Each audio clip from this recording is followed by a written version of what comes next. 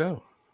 What's going on, everybody? Welcome back to Defend Your Units with my co-host Cody from Blood Money MMA Bets. And we have two special guests to break down these amazing fights for UFC 300. We have Dravhy MMA, and we also have free UFC bet picks in the house. What's going on, guys? Cody, I'll let you start out. Are you excited for this great event? You are so excited that it's muted. Yeah, dude, I can't wait, man. It's like a kid waiting for Christmas tomorrow, and then you got to wake up and just wait all day again, though. But I got to work, so it's not a big deal. But yeah, dude, I can't wait. I mean, betting or not, all these fights are going to be freaking phenomenal. So I can't wait. What fight are you looking forward to the most? Probably the BMF one, but I mean the main event, like Alex Pereira versus Hill. To be honest, Alex Pereira versus Hill probably more than even the BMF because has a little bit more, carries a little bit more weight, but we'll see. Right on. Dravhy, what's going on, man? How you doing? And what are you looking forward to? What's up, bro? I'm doing good, man. UFC 300. How can you not be good? You know, it's gonna be a banger of a card, dude. I hope we all make money on it. Will be even better if we have fun and make money, you know. But yeah, I'm looking forward to Charles Oliveira versus Arman Tsarukyan. I think that's one of my favorite fight on the entire card, and of course, Holloway versus Gaethje, the BMF belt. There's a lot of fights I could talk about, but that's my two favorite on the card. Right on. And free UFC bet picks. Hey. What fight are you looking forward to? Are you excited for this one? Yeah, so excited for it. We got PFL and BKFC tonight, just warming us up, a little appetizer. Gosh, I mean, when could you say that maybe the first fight on the card is your most anticipated fight, right? Like Figgy versus Cody, that's such a banger. We got Jalen Turner and Moicano. Very few fights that are expected to see the distance, right? The judges. True. Just so many bangers. I can't wait. Yeah, especially now with Dana raising that $300K bonuses, they're going to try to go for it. I mean, yeah, why wouldn't you? Yep, no doubt. But let's go through the chat real quick, and then we'll get started here. So we got MMA Jesus Dev in the house. What's up, man? Appreciate you coming out. Best card ever. It's looking like it. The first card, like you said, free. It could be literally a headliner on the fight night. Any fight night you want to pick, it's going to be leaps and bounds better than any other fight night main event we had in the last 2 months. So it's crazy. We got Bunny Hunter. What's up, man? So what's up, fellas? Good luck to everybody. Sorry I've been too absent, but I always make sure to hit the likes. Yeah, so please hit that like button if you're in here. And Alex, our guy, made sure I stayed up for this. The last few, but super pumped. Yes, sir. We got Ben in here. What's up? I'm waiting, and we want the picks. You're going to get the picks. You're going to get the picks. We're going to get them, and we're going to start it out right now with Figgy versus Cody Garbrandt. And I'll let Dravy start this one off. Yeah, man, what a first fight of the card, you know. It could be like a main event of fight night, you know. So I'm so excited for this one. I feel like this fight's a little bit tricky because in one way I can see someone dying and they just go at it. But I can also see a low level, not a low level, but a low volume affair, and they go the full 15 minutes. But I feel like if there's a finish, it's probably gonna come early, and it's kind of, I mean, I think it's gonna be a good fight and probably a close fight until Figueiredo clip Cody very bad on chin. You know, I feel like at some point he's gonna get clipped bad. Figueiredo, we know he has good counter shots. He's low volume, doesn't show much combination, but he's looking for the perfect shot. And we know that he has big power. The power carry to 135 for him. And Cody Garbrandt, I mean, I feel like the chin concerns a little bit too inflated into this line. If we talk about the money line side, I feel like you have to go with Cody. But I feel that the finishing upside on the side of Figueiredo is way higher than Garbrandt. He's the more durable fighter of the two, and I feel like at some point you're just gonna clip him bad, and I don't see Cody being able to survive.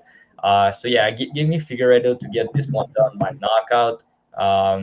But if you want to go a little bit crazy and you like Cody Garbrandt, I feel like a decision prop can be interesting for him. Like if you go the full 15, you don't want to hold minus 300 or whatever it is on Figueiredo. That's for sure. Right on. Free, who do you like here? I think it's a great breakdown. I'm on Figgy. I think he was really impressive in the Rob Font fight. Still has that explosiveness. He's fast. He's got the power. He's got great scrambles, great jiu-jitsu. Like if this thing hits the mat, I think Figgy might end up on top, right? Yep. We've all been concerned about the Cody chin, but we've all been concerned about that for a while, right? And he's been fighting a little smarter recently, wrestling when he should, using the footwork when he should. And I agree that if Cody wins here, a decision is great value. We actually hit the Cody decision plus 500, I think, against Trevin Jones. And I'll mention that Figgy is kind of like really back and forth, kind of bounces in and out. He's kind of like straight on. He's going right at you. I think Cody could matador here and use angles and use the footwork to just prolong the fight, make it really close. So I think we see it the right way, right? I'm on Figgy here. I need him to cash like an existing parlay. Okay. I agree. It could be close. Right on. Cody. Yeah. I mean, the whole thing with Figgy being a big favorite is because Cody's chin, really. Because I mean, I think Cody probably has better wrestling, probably better footwork and movement and stuff. But it's just, will his chin hold up? But if his chin does hold up, it's going to be a good fight, and he definitely has a chance to win. Just like you guys said, they broke it down perfectly. So I'm going to take Figueiredo just for the fact that I think it could be like the Rob Font fight, where it's kind of close at times, but then that he would hit him and rock him. Kind of like Poirier was doing with the backs, like the difference, like where they're just landing more punches, but the big shot is what wins it. You're already getting those jabs in early. It's just references. They just stuck in my. It's not. I mean, I'll use that for other points, but yeah. So that's what it is. Cody could just be piecing him up. Boom, he's rocked. He gets dropped. Gets clubbed and subbed. Anything. So till we see Cody, till I see him beat another high-level fighter other than, Kelleher and Jones, then I can't back him until I see him take a good punch and beat a high-caliber guy. So I'm picking Figgy here, but I didn't bet this fight at all. I kind of like the under 2.5. I mean, I think these dudes are going to go at it. But I guess Cody could finish Figgy too. He's dangerous too. He hasn't finished. Well, he finished Kelleher, so give me Figueiredo, but just staying away from that fight. Yep. Yeah, I'm on the same page as you guys. I'm picking Figgy, but I'm not like running to the sports books to cash or bet him by any means, because I do think Cody Garbrandt has a good shot. He's got very good boxing. He's very quick hands. He does have that power, but it's just the chin. The chin's worrisome. He's going to be a little bit taller than Figgy, so he's gonna be a little bit bigger. So that's something to think about too. Maybe he does get some wrestling going, but I think that's only going to like out or gas him out a little bit and slow him down as the fight goes on. We've seen him slow down against Trevin Jones, and that's not really that good of a look. And that's another thing too, which I really can't just go pick Cody Garbrandt either, is because he's beating guys like Brian Kelleher off of a crazy major neck surgery, and he's beating Trevin Jones, and he looked good in the first 2 rounds, but round 3 was a little dicey, and I just don't trust the chin 100%, and the line's a little too wide still, and maybe the value is on Garbrandt, but I'm just going to stay away. There's so many good fights to bet and better fights than this one, but if you have to, Cody Garbrandt by decision is a good way to look at it. You can do inside the distance from Figgy. You could do under 2.5. I think that's all good too. So give me Figgy to win. I'll say he finds the chin eventually, maybe in the second round, but it's gonna be a great fight either way. And we got Alex saying he likes Figgy all day. We got Kiwi in the house. What's up, man? He said, sure. Let's go. Yo. Johnny Newquist, $10 donation already starting the night off fantastically, keeping the lights on for us as always. He's asked, which fight did you change your mind on this week? A lot. But Cody, which fight did you change your mind on? If you were like going in on one fight, which one? No, I don't know. On this one, easy answer for me. I've gone back and forth on Marina versus Andrade. That was a good one. Every minute of the last week. Yeah, Green and Turner, because my brain says Green, but not Green and Turner, Green and Jim Miller. Oh, Miller. Okay. Yeah, because I feel like Bobby's brain might be messed up from that beating he took, and Jim Miller hits hard still. So yeah, I would have to say Andrade and probably Rodriguez is the one where I'm just like, Who knows? And honestly, another sneaky one for me, and I thought I was going to be all in on, was Diego Lopes, but I think that fight might be close. And after watching the tape and everything, I'm just like, oh, I don't know. I'm just going to not do anything. But what about you, Dravhy? Probably not going to be a popular one, but Oliveira versus Tsarukyan. I feel like it's a tricky fight, man. It is a tricky fight, but, sometimes you just got to trust your heart. Yeah. But let's see. Any neck tattoo parlays, Johnny? Not this week. I only have that one parlay, which is not even tracked, and because I can't track it on Bet MMA Tips because it's the same game parlay thing, so they don't have the capabilities yet to do it. I even emailed them. I'm like, hey, can I do this? And somehow, some way, they're like, no, unfortunately. I'm like, well, you suck, man. So I really like that bet, but can't do it. But I know Cody Garbrandt has a neck tattoo. Who else has neck? Oh. I guess you could do Diego, maybe. Maybe you could do Moicano. Looking at neck. Yeah, Moicano, I think. Yeah, Moicano and Cody Garbrandt. Yep. Well, it's like I guess you can, if you classify Hill or Pereira, they don't have neck tattoos, but it's very close. Like it's like right here. True that. But let's see. We got Lou MMA. What's up, man? So let's fucking go, Cody. There we go. He's talking about Garbrandt. He's talking about no way. He's talking about no. I know what I've seen. I thought it was Cody. Well, there's a couple of them on here. Brundage. I mean, yeah, he's talking about Cody Brundage. There's a lot of Codys. I mean, listen, Cody's can fight. Just put it at that. See, there's another one. Cody for the win. Blood Money Cody, of course. Are you backing the Codys this week? You should. A Cody parlay. All three. Might throw me in there with Johnny K. Maybe. You gonna lose real quick, son. You gonna lose. What's the odds for that? -150. Oh, for me, inside the distance beating Cody. Oh, that's gonna be at least -3,000, 2 or 3. You got pictures of Garbrandt. Did you say he's small? I do. He's taller. Small. He's a small little guy. I am taller than him. And he was wearing like little platforms. He was wearing like little platform shoes on too. So yeah. Like little cowboy boots. That's not news. That's not news. We know Garbrandt's small. Yeah, it says he's 5'8" though, but Johnny's about 5'6". That's because Johnny's about 5'6" times. Come on, man. I'm taller than you, and you're 5. You say you're 5'9", but this guy. All right, next fight here we got moving on up the card is gonna be Bobby Green versus Jim fucking Miller. UFC. Free bets picks. I said it wrong. Start it off for us. That's kind of a mouthful. I realize. I know it's a lot, but I just. Johnny's usually good with the mouthful though, so I don't know how he messed it. Wow, Cody. If Bobby just took all that damage we were just talking about, that was just 4 months ago.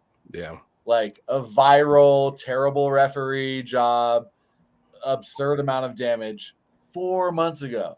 Bobby Green's at interviews talking about like, gosh, I didn't know I could get killed in here. That changes things. Man, like in respect to Bobby, he's such a cool guy. I love listening to him, love watching him, right? But gosh, such a ton of damage. If he didn't just take that crazy amount of damage, he'd be like -500 here. I think we all agree. Like one thing I like to do when capping fights is remove the last fight. Like what would this fight be lined if we take their last 2 fights out?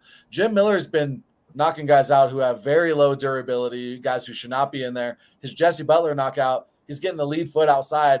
It's like if you were going up to a punching machine at the bar and you're trying to break 900. That's how Jim Miller's running up to Jesse Butler and just landing straight right hands on him, like straight up pipe. That was insane. This is a big step up for Jim Miller. We all like Jim Miller. If you're on Jim Miller, I got a prop for you. The Jim Miller finish only. We got it at like plus money. All of Bobby Green's last 3 losses are by KO. If you play the Jim Miller KO, that makes sense too. But the Jim Miller finish only, you get a refund if it goes to the judges. I think if it goes to the judges, Bobby Green's styled on him the whole time. I'm pretty confident in Bobby here, but I love the finish only prop for Jim. Okay, so your pick is going to be Bobby? Bobby. Okay, all right. Cody, who do you like?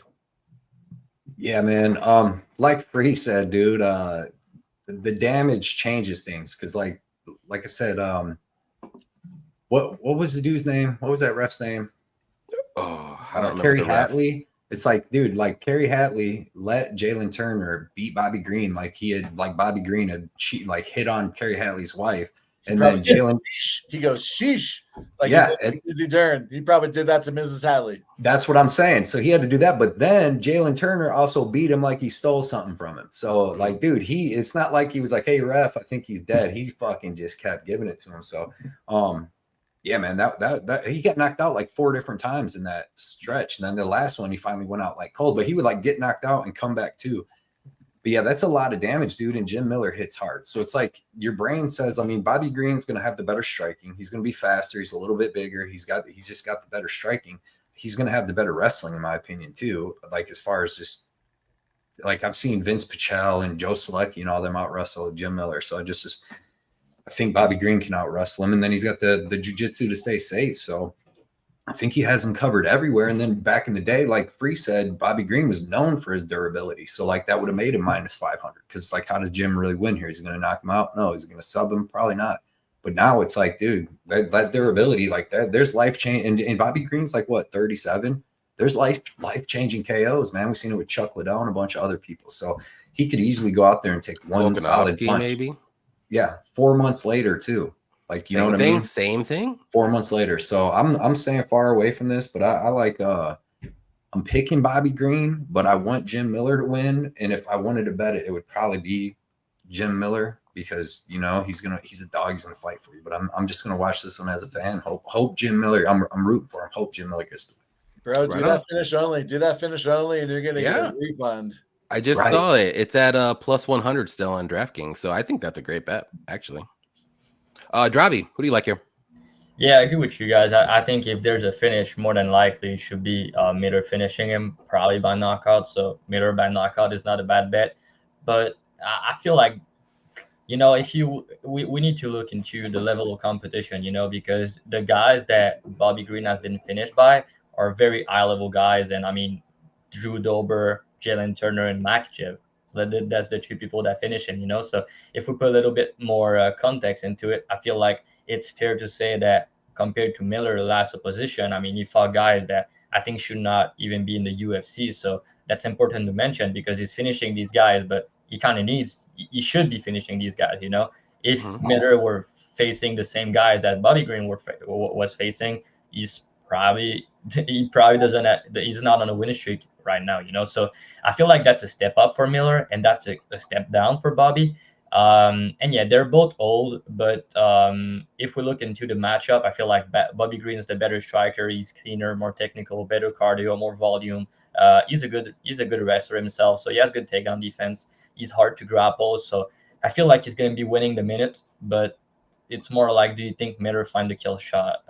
And I think he needs to be in the first 2 rounds because we have seen Miller slow down in the 3rd round. So if he doesn't finish in the first 2, I feel like Bobby probably take it. And I can also see a scenario where the round 3 is kind of tricky for Miller because sometimes he slow down, and we know that Bobby Green is not going to slow down. So in the 3rd round, maybe he can put it on him. So maybe Bobby Green round 3 decision, Bobby Green decision. I'm going to pick him to win a decision, but yeah, man, I'm going to be rooting for Miller probably here because, yeah, UFC 100, 200, 300, you know, if he gets a finish here, it will be spectacular. Yes, sir. I am on the same page as you guys as rooting for Jim Miller, but I am on an island. I am picking Jim fucking Miller, guys. This guy is a dog. I think Bobby Green's I respect it. Did you bet him? Yes, I did. I fucking respect the shit out of that, Johnny K. That boy. That's Adam.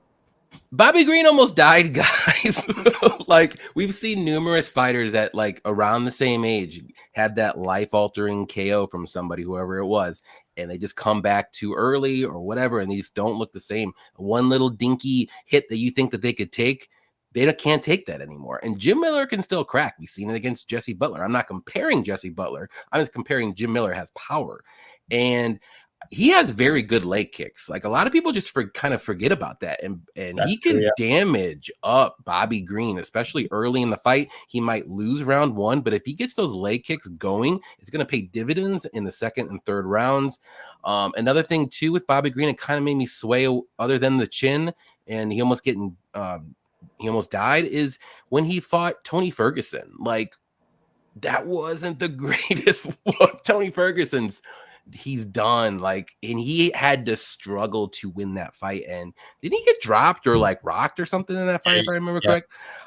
I mean, Jim Miller is not going to get rocked and dropped like that in this fight. So it's going to be a fun fight. I'm taking the dog here. I think he gets it done.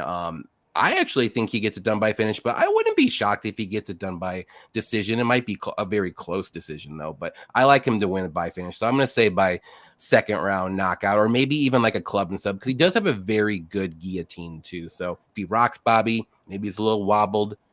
That guillotine's there. Boom. Done. That's what I got. That Tony dropped Bobby technically, I think, on paper. It was kind of like it was a jab, and it was while Bobby was throwing a kick, it was a little off. Oh, okay.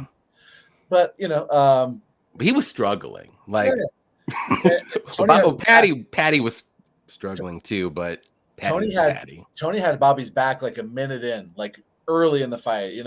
Jim Miller gets there, he's definitely allowed to choke him out. So we've seen Bobby in a lot of vulnerable spots. We've seen Bobby with questionable fight IQ going for Kimuras. He cost me like big parlays against Thiago Moises. That was like years ago, like 7 fights ago, and it's still like right around Halloween.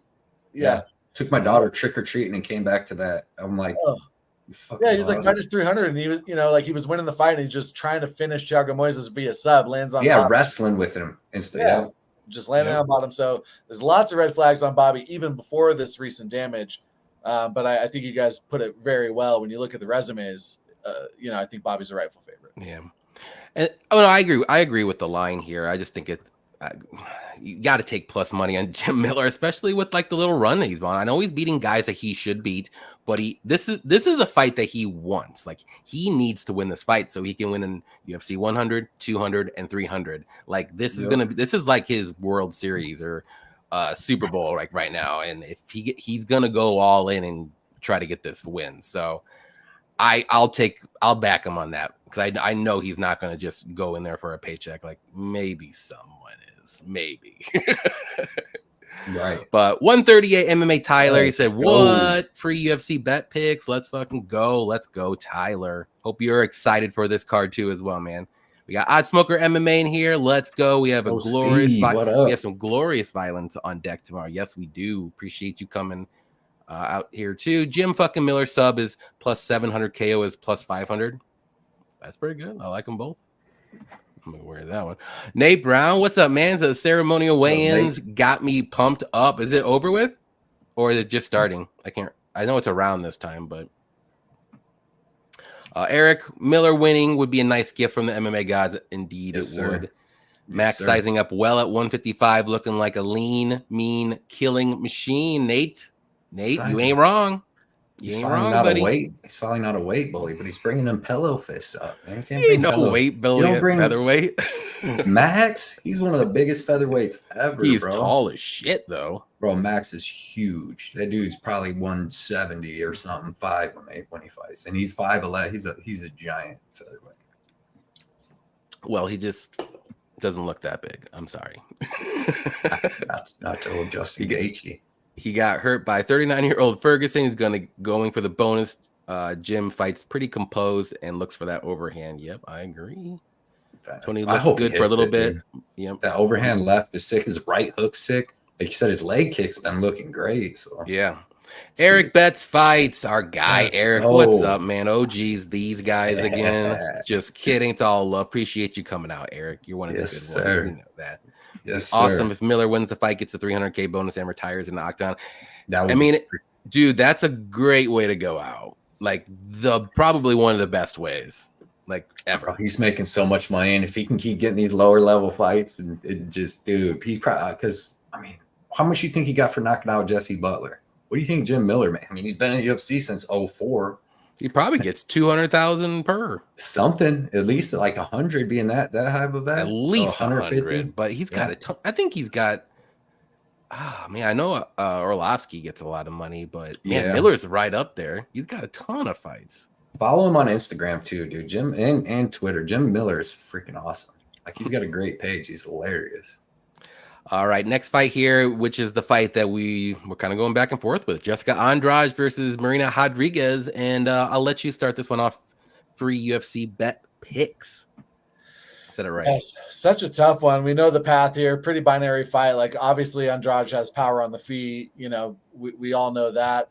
But I think we all figure, like, if she's going to win, she needs to wrestle. Problem is, we haven't seen Andrade really wrestle in a long time. Like, she's the sprawl and brawl situation, right? Like, Mackenzie Dern went over 4 against Andrade. Andrade is often in these fights where she wants to strike. It's been a while where she kind of needs to go for the takedowns. So it's just tough to know. I think it's a pick 'em. You know, they're both.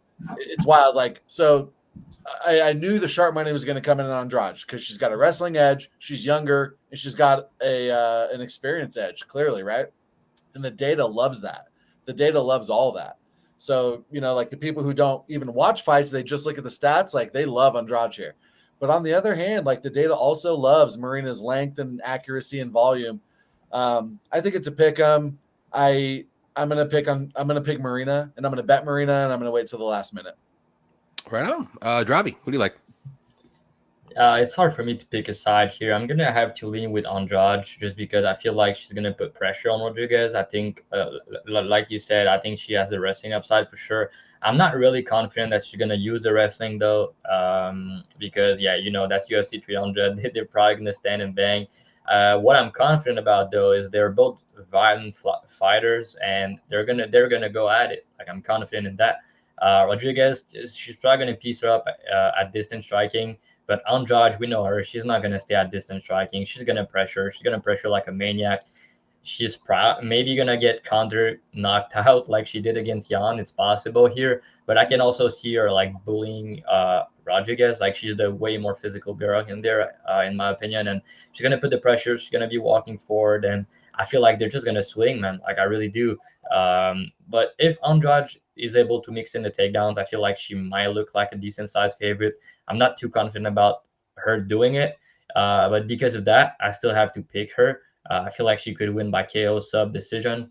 Rodriguez, I think she can win by knockout by decision, of course. So I think someone's gonna get finished in this spot. If we mix the age of Rodriguez, the last time, man, she destroyed Waterson Gomez, and we know that Waterson Gomez is known for her durability. That was a beating. And Andrade is kill or be kill. Like, you know, she's going for the kill or getting finished herself.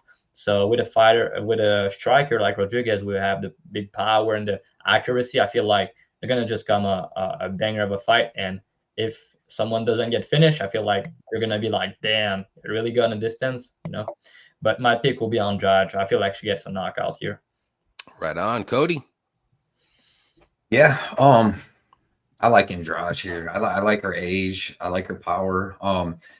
She hasn't used her grappling recently, but I mean, the girls she's been fighting are kind of like mostly grapplers, you know, like Tatiana Suarez and Blanchfield and there's another one too. But Marina Rodriguez, like, she beat the shit out of Waterson, but I mean, that's what Andrade would do to her too.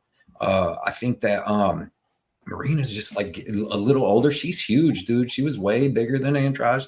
But I honestly think that Andrade eventually is just going to get on the inside. Now, if Marina can get her in her tie clinch, because, dude, she got sick knees and elbows. That's what she beat the shit out of Waterson with. So it could get risky for Andrade when she's coming in, you know, with her head down, swinging big hooks. She could get kneed. I'm with Dravhy. That's what I told my Patreon to do, bet that under 2.5. Like, it didn't make my top 5 bets, but it's in my top 10 bets. And I like that, man. I mean, both these girls can be violent. If you look at it, I think it's 8 out of 9 or 9 out of 10 of Andrade's last 9 or 10 fights haven't even seen the third round. The only one that did was versus Lauren Murphy, and that one shouldn't have. You know what I'm saying? That, like, dude, she hit her like 340 times before. So I like that under. I like that under 2.5. Both these girls are violent. Both these girls can be finished. I think it goes down. $300,000 bonus. They're not getting it, but I think they're going to try to fight for it. You know, I don't care what happens in this fight. There's no way that these girls get it, but I want to see them fight for it. Dude, if I knew how to do like a video edit and do like the cool stuff, dude, I'd make a video edit of like all the fighters that are in there. They get them walking on the beach, doing all that stuff, and mix it with like a smoking aces type thing, where it's like they're going for that $300,000 bounty, and like fucking you can mix up a whole thing like they're assassins. But I don't know how to do that shit. I just know how to think about it. But yeah, man, I I think it's going to be crazy with the $300,000 bonus. But give me Andrade, and I think she finishes her. I didn't bet it though, but I like it. Yeah, I'm gonna lean on the Andrade side as well. I just think she can be the bully in this, and she's gonna have to be. And because if she's gonna just stay at range, she's gonna get picked apart all day.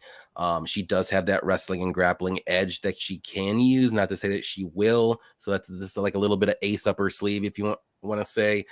But I mean, yeah, this is such a close fight because I can see Rodriguez, stuffing the takedowns if there's any, staying at range. It's a bigger cage.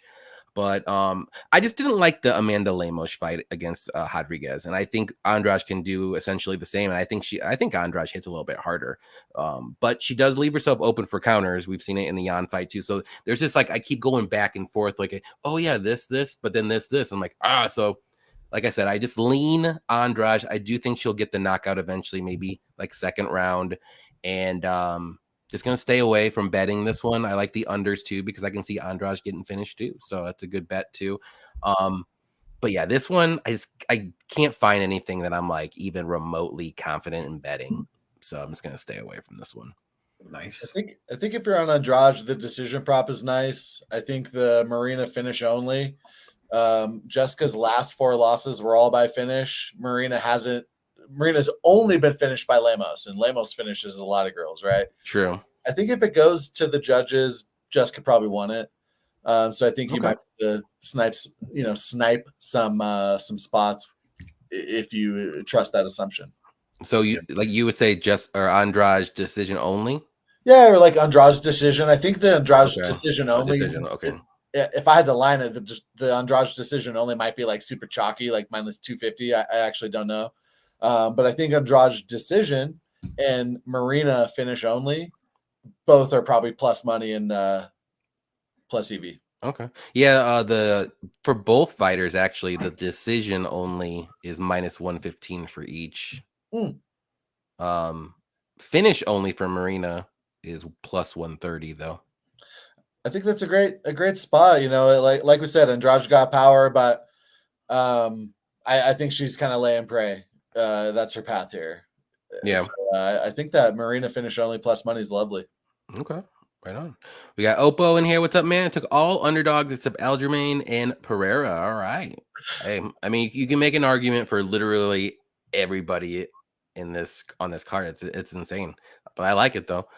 I've been so careful with my bankroll for the past 2 months. I've just been waiting for 300 now. I've gone way overboard betting. There you go. Yeah, this is the one you do have it. That, Nate. Got Effie in the house. What's up, Effie? Ooh. We ball it up. Let's go. We got Y Stroll. What's up, man? At the very end of the show, I would love to get your most confident picks. Y'all dig.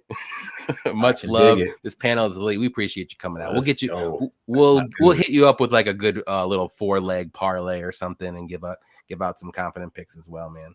That's my dude. Cody, are you already better at promoting than the UFC? Dude, there you go. Listen, for this card, you got all the baddest people from all over the world. China, Eastern Europe, Europe, everywhere. And you could have made like an Assassin's thing where they're all meeting up and doing this to kind of like, and they just gave you a lame ass poster for the fucking 3D. That's literally the biggest travesty ever. Like they could have made something so cool. Maybe they just figured they didn't want to leave people off it or something because, dude, it's the worst. It's worse than a Fight Night Vegas 87, dude. So many good like fan posters that people made. Like I looked on Twitter or even Instagram, and I'm like, dang, that's good. I'm like, what the hell? Just steal one of these. Dude, there's some good people out there making cool stuff, dude, and that's. Hey, not to toot my own horn, but we often do the graphic design from scratch. You got good stuff, yeah. There you go. Like tonight at 3 a.m. when we get home from dinner and going out, I'm gonna try to finish up it's very square, but it's 300. It's 300. It's the Spartans. Like, how do you not make a yes? Yeah. Yeah. So I tried to look. It's Alex Pajeda yelling. It's all the guys yelling like the Sparta thing. I hope I get it done tonight and you guys will like it. That'd be awesome. Oh, yeah. Make me a make up a smoking aces thing, bro. I was gonna tell you, bro, like it's a slippery slope. Don't even go down this path. Stop thinking about graphic. Like once you go down this path, you're gonna spend hours a week doing the I'm computer what do they call it now? Down R word or something. I don't know what we're supposed to say now, but I'm not good. Dude, I don't even know how I built up Twitter and all that because I've never done anything with the internet. That's Johnny.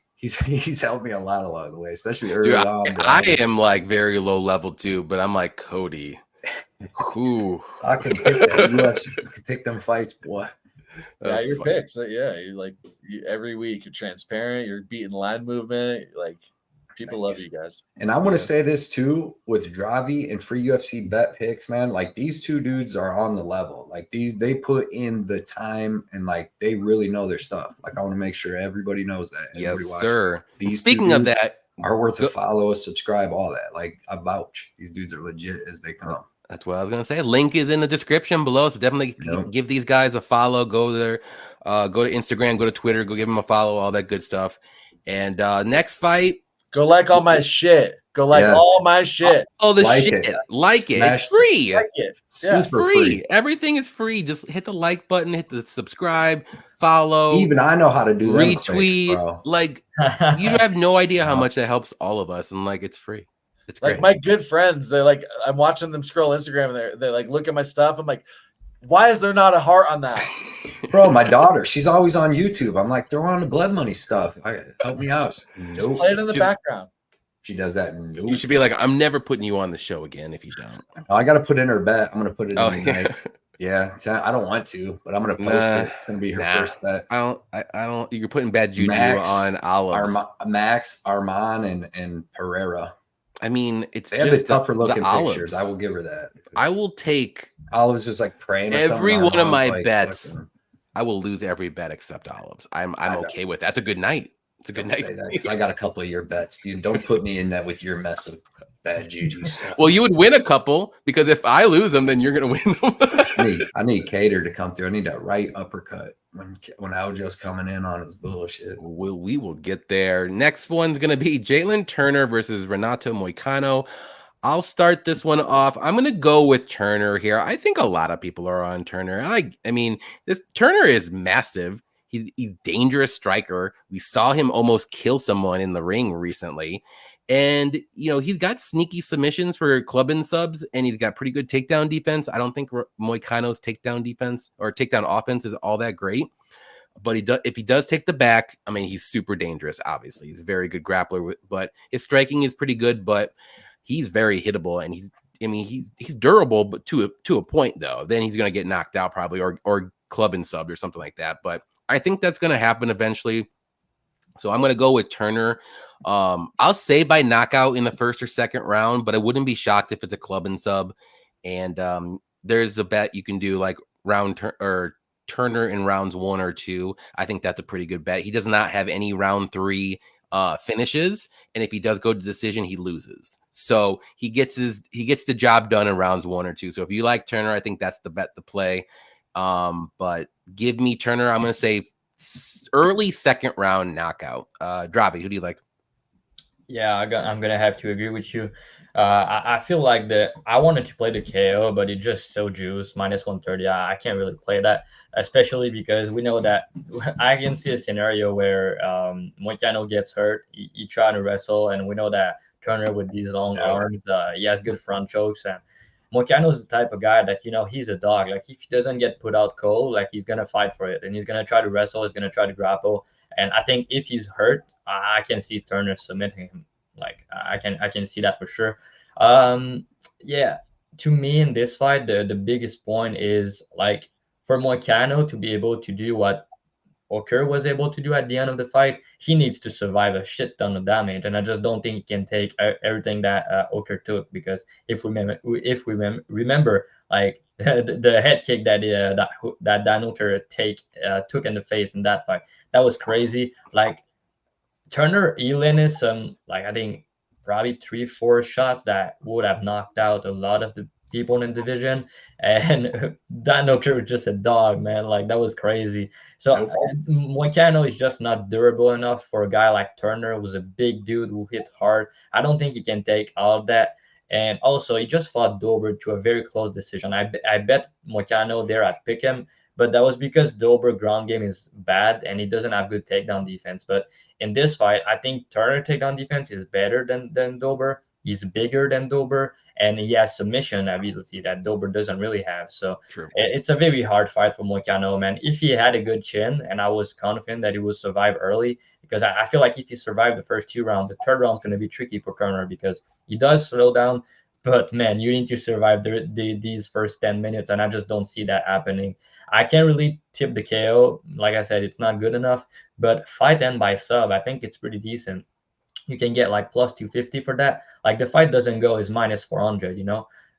So they're saying it's gonna go. Someone's gonna get finished here. We know that Moicano path to finish is more than likely a submission, right? We know that. Yeah. But Turner, like I said, I favor the knockout, but I can see a club and sub, especially if Moicano is hurt. That's live. We know that Turner loves to roll the choke. So, yeah, plus 250 to fight hand by sub. You get fight doesn't go, but you pay plus 250 for the sub on both guys. So you're kind of just fading Turner by knockout to play. Fight doesn't go at plus 250 rather than minus 400. I feel like it's pretty good, man. But yeah, my pick's gonna be Turner by knockout, though. There you go, Cody. Yeah, man. Like I think Moicano. I mean, I think Turner is going to be better than Moicano everywhere here, including cardio. Like Moicano was gassed, and he was getting like Drew Dober reversed Moicano and was on top of him, and then he tried to do it again in the third round, and then that's when he got reversed. But like, dude, Moicano slows down too because he tries to wrestle hard and go hard, and he's gonna have to wrestle. He's not gonna be able to stand up with Jalen Turner for very long. Like he's slow. He's got decent striking, but he's slow and like he's hittable, and he just doesn't take a great punch. Like he took some good shots from Dober, but only a couple. But like Dober has the worst takedown defense in the top 25 of any fighter in the top 25 at lightweight. Dober has the worst takedown defense. Like Brad Riddell beat Drew Dober using wrestling a decent bit in that fight because like Dober hurt Riddell right off the bat, and then Riddell wrestled him down, held him down. Like, but yeah, man, I just see Turner. I think like if Turner reverses this fight and gets on top like Drew Dober did, like he's gonna pound out Moicano. He could submit Moicano. I know Moicano's a beast. He's got a great rear naked choke, but like I think like Jalen Turner's bigger and better everywhere. He's like 6 years younger, bigger, longer, more dangerous everywhere. I think yeah, give me Jalen Turner. I think he has the better cardio too. So I think he's gonna spark Moicano in the first 2 rounds. Like Dravhy said, though, I agree with that, man, because I don't know if he's going to sub him or knock him out because he could club and sub him. He could just knock him out. It seems like he likes to knock people out, but because I mean, he didn't go for no rear naked on Bobby Green. Bobby Green wishes he did, you know what I mean? But well, he did it to Medic. Yeah, he just beat the shit out of him though too. But I mean, but then like Jamie Malarkey though, he just beat the shit out of him though. So it's like true. And I mean, he could also just knock him out cold. So I think there's way more of a chance he KOs him than subs him because he could just knock him out standing too. But yeah, man, Jalen Turner all day. He's twice on Saturday. Twice on all Saturday. Day, every day. All day, every day, and twice on Saturday. I love it. Yeah, he's got 10 KOs and 4 submissions. So, I mean, probably the KO route, but you just never know. If you're going to bet Moicano, then bet him by sub. He's got 0 KOs in his whole career. But he's got a lot of subs. He's got some club and subs, but Turner's going to smoke this dude. Yep. Free, who do you like? Yeah, you guys broke it down really well. Jalen's, got 14 wins, all of them in round 1 or 2. Never won a decision, never got a round 3 finish. A lot of folks are talking about Jalen's terrible cardio, and we know that it's a draining weight cut for him. But Cody, I'm so happy you mentioned Renato's got super suspect cardio. Yeah. He kind of proved everyone wrong, or he had a really impressive performance, short notice against RDA in a 5-round fight. Because just a couple weeks prior, he was gassing in round 1 against Alex Hernandez. So, Renato's cardio is nothing to write home about. I love that you mentioned like the Dober fight. Dober got that lateral drop on him in round 2 and rode out all of round 2. And then in round 3, Dober tried that same lateral drop again, and that was not going to work on Moicano twice. So Moicano rode out round 3. Moicano's wrestling is not great. Brad Riddell, he got the rear naked choke. It was like a ugly takedown attempt from Moicano. He almost got his back taken by Brad Riddell, like super past his prime striker, Brad Riddell. But Moicano had a nice scramble. Moicano ended up on the back, but it was an ugly takedown attempt that almost landed Moicano in a super bad spot. I'm really confident in Jalen Turner here as well. Need him for a couple of parlays from last week. There we go. Let's see what the chat says. We got Saba in the house. What's up, Saba? UFC Saba, let's 300 go. this, 300 that. The real champ joined the chat. Appreciate you coming out. I like that. I like that picture. We got Artem MMA, a fellow Bronx lover. Let's go, bro. Appreciate you coming out as always. Bronx. Let's go. Everybody check out Artem's stuff too, man. Yes, sir. Check him out. Good stuff. YouTube. He does every little thing you can think of. Probably got some good video for PFL, I'm sure. Yeah, he watches all the tape for PFL for everything. Yep. Real Bet Sports Picks. What's up, man? Round robins and plus points. Easy defense. He's gonna I agree. Be huge in the fight. Yep, for sure. Turner by knockout. Lock it in. There we go. Oh my goodness. Just like that. Armin Tsarukyan is out cold in the canvas. Let's go. That's what I see.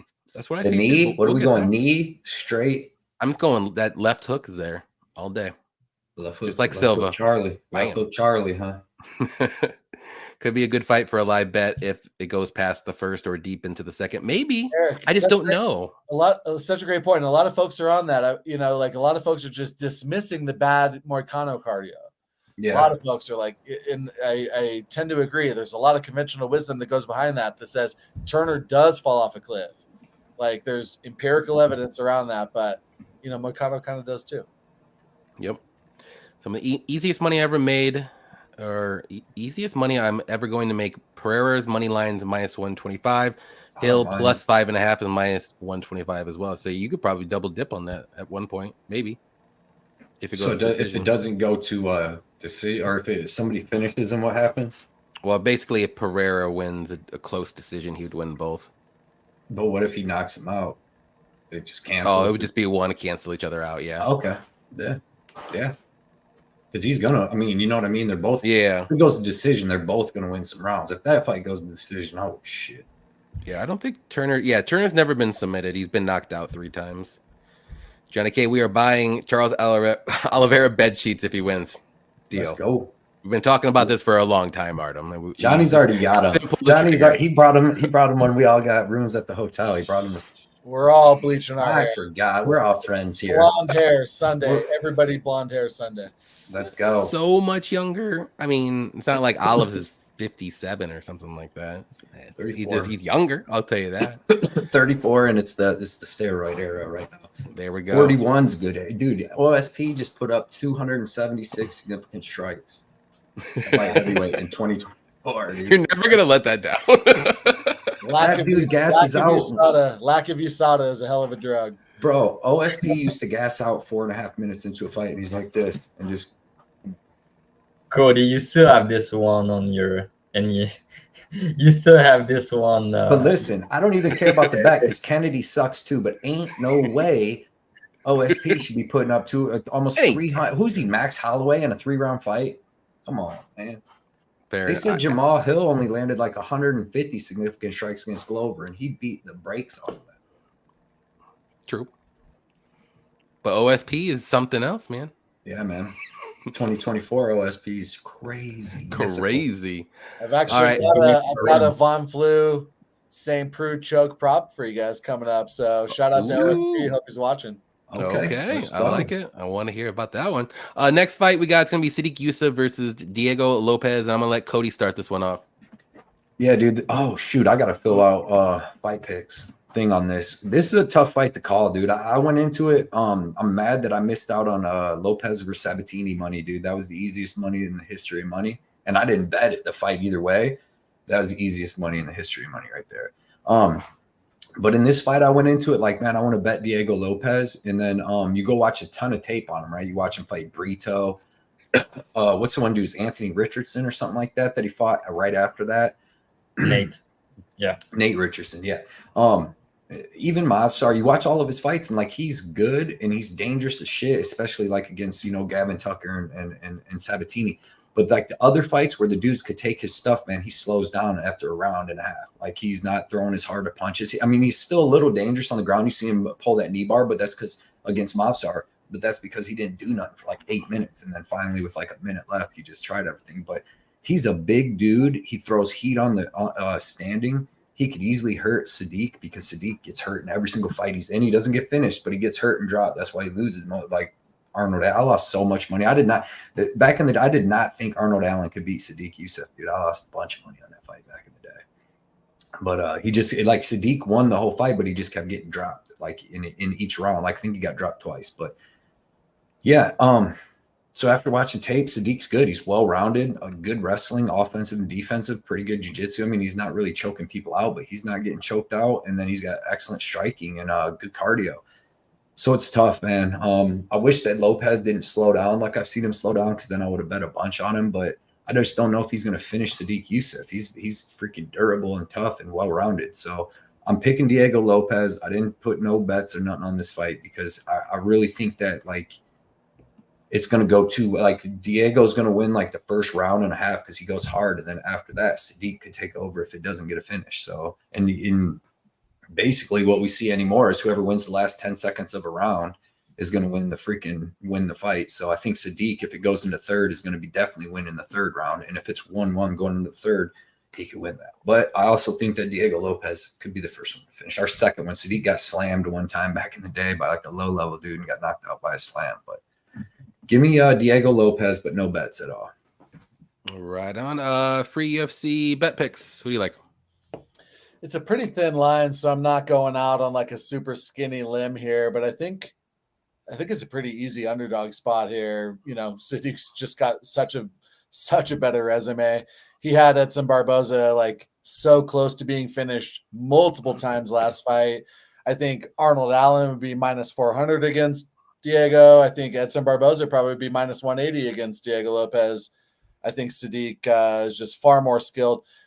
Diego has, you know, power on the feet. He throws very wild, reckless, looping shots, and they land, and they force guys to shoot on him, and he chokes them out or whatever. You know, Sadiq is just going to be looking like a footwork master here. Diego has a tendency to pop, like bounce back and forth, really straight, back and forth in the pocket, and then his corner has to yell at him to circle. And then he, like, you can see it happen. I don't speak Portuguese, and I can see what's happening. His corner's telling them to circle. He starts circling. I think Sadiq can make it look like super easy here. Right on. Dravhy, who do you like? Yeah, that's why they call him Super Sadiq, right? Yeah, I do agree with you here. I feel like the line should be flipped, to be honest. Yeah, Cody, you talk about the chin concern. I feel like the chin concern is overblowing the line here. Like, he got hurt a couple of times, but he got hurt, I think, 4 times in 9 UFC fights and 110 minutes in the cage, you know? Like, getting hurt 4 times by guys like he got hurt by Edson Barboza, but he got hurt by a spinning wheel kick, you know? Right, but he got hurt by like Andre Fili. He got hurt by Gabriel Benitez. He got hurt. Now I'm saying he's got hurt in every fight. And then Edson Barboza, Fili, Benitez, and so there's another one that hurt. Arnold Allen hurt him 2 times. Yeah, so that's 4 different people. So he's not getting finished, but he's getting hurt. You know what I mean? Yeah, that's true. But what I'm saying is that's 3 or 4 people out of 9 fights. So that's not every fight. You know, he got hurt 4 times. And my point is he's getting hurt by high-level strikers more often than not. Lopes is just not a high-level striker. He's a good grappler. He's super dangerous, but there's levels on the feet here. Like, Sadiq's going to piece him up on the feet. Lopes is a punching bag. Like, can he hurt him and land a kill shot? Yeah, I guess he can, but man, like you said about the footwork, that's a super good point. But the defense aspect is very important here because Sadiq is way better defensively and he's a way better striker. Like, it's not even close. And the dude's a good grappler himself. Like, I think the grappling of him is underrated. Like, he's a black belt. He's training with good grapplers, and he has good takedown defense, but he has very elite get-up game, and he doesn't accept bottom position whatsoever. Like, when he gets taken down, he's right back up. That's exactly what you want to see. And like you guys said, Lopes, he rely on his opponent to take him down, and then you play off his back where he's super dangerous. Do you guys know how many takedowns he got in the UFC so far? He got 0. Like, he got no takedowns. That's because people are taking him down. On the regional, if you look a little bit deeper, he's shooting takedowns at times, but he's really not that good of a wrestler. Yeah. And I don't think he can take down Sadiq. And if he does take him down, I think Sadiq's gonna go right back up. And on the feet, I think Sadiq might look minus 250, minus 300, and I'm not even kidding. I feel like for Lopes to win a round on the feet, you really need to clip him. That possible? Yeah, I feel like he needs to like club and sub him or something to win. I feel more often than not he needs a sub here but he's a favorite, so it doesn't make sense to me. Yeah, Yusuff, he fought better competition. He's the way better striker. He has massive leg kicks upside too. Lopes, he doesn't check leg kicks whatsoever, and Yusuff leg kicks are nasty. Like, you guys might have forgot, but I've watched back that Mike Davis fight. He pieced him up bad. He almost finished him twice. Like, Mike Davis couldn't walk. He couldn't walk after that fight. Like, he got almost finished in the first round, and he almost finished him in the third round. Mike Davis, a big ass lightweight now. You know, he's a big dude. And so they pieced him up, and he beat him up at featherweight. So, yeah, way better striker, fought better competition. I think he has better cardio. I've seen people talking about him having bad cardio, which is wild take, because he does have good cardio. He did gas out a little bit in the Barboza fight, but yeah, I mean, he beat up his ass very bad, and he didn't finish him. But like, on another day, that fight could have been stopped, you know. So I don't think, and he broke his hand after 5 minutes too. So yeah, we need to put a little bit more context into that. So yeah, I feel like Lopes, he can finish him. That's live, but that's his path to victory. I think so. He's gonna win the minute. I think he can win a decision. I think he can find a knockout himself. And yeah, man, give me Sodiq Yusuff. I don't get why he's the underdog, but I know why. I understand why he's the underdog. Let me keep it that. Did you bet him? The underdog? Why is he the underdog? He's the underdog because Lopes has a lot of hype under his name. He's hyped right now. Everybody loves him. He's everybody's favorite fighter. And look, I've cashed on him last time out. I bet his knockout. I bet him decision. Nice. But dude, his knockout was like plus 550 against fucking Pat Sabatini, who's, man, he's chinny as fuck. Like, Pat Sabatini is a good grabber, but he's chinny and he's not a good striker. So chinny. But yeah, I mean, he was like, now he's like everybody's favorite fighter. Like, he has a lot of hype, and there's a lot of recency bias into this line. You need to go against that. Like, when you have a spot where there's recency bias and hype into the line, and someone's a favorite, when he should be the underdog, like, that's where you gotta capitalize. So yeah, I feel like people's gonna be upset at the end of this fight. But yeah, man. I don't mind that, because I thought I was going to want to bet him, like, honestly. And then by the time I got done with tape, I'm like, it's tough, because Sadiq's tough, dude. Like, he's well rounded. Like, he's got like obviously freaking Lopes is way more dangerous, but like, it's not no real clear path to victory. Now, if Sadiq can keep it standing the whole time after the first round, I think that he would take it. It's a scary fight. But what do you think the line's going to end up at? I see Lopes is going up a little bit. He's like minus 150 last time I seen it. It like dropped back down, or so. Yeah, it dropped back up and down. So when there's money on Yusuff, people buy back on Lopes. So the line's going back and forth. But minus 130 to minus 150, that's where he was all week. And I feel like he's gonna keep, like, he's gonna be around that. Like, people know what's crazy?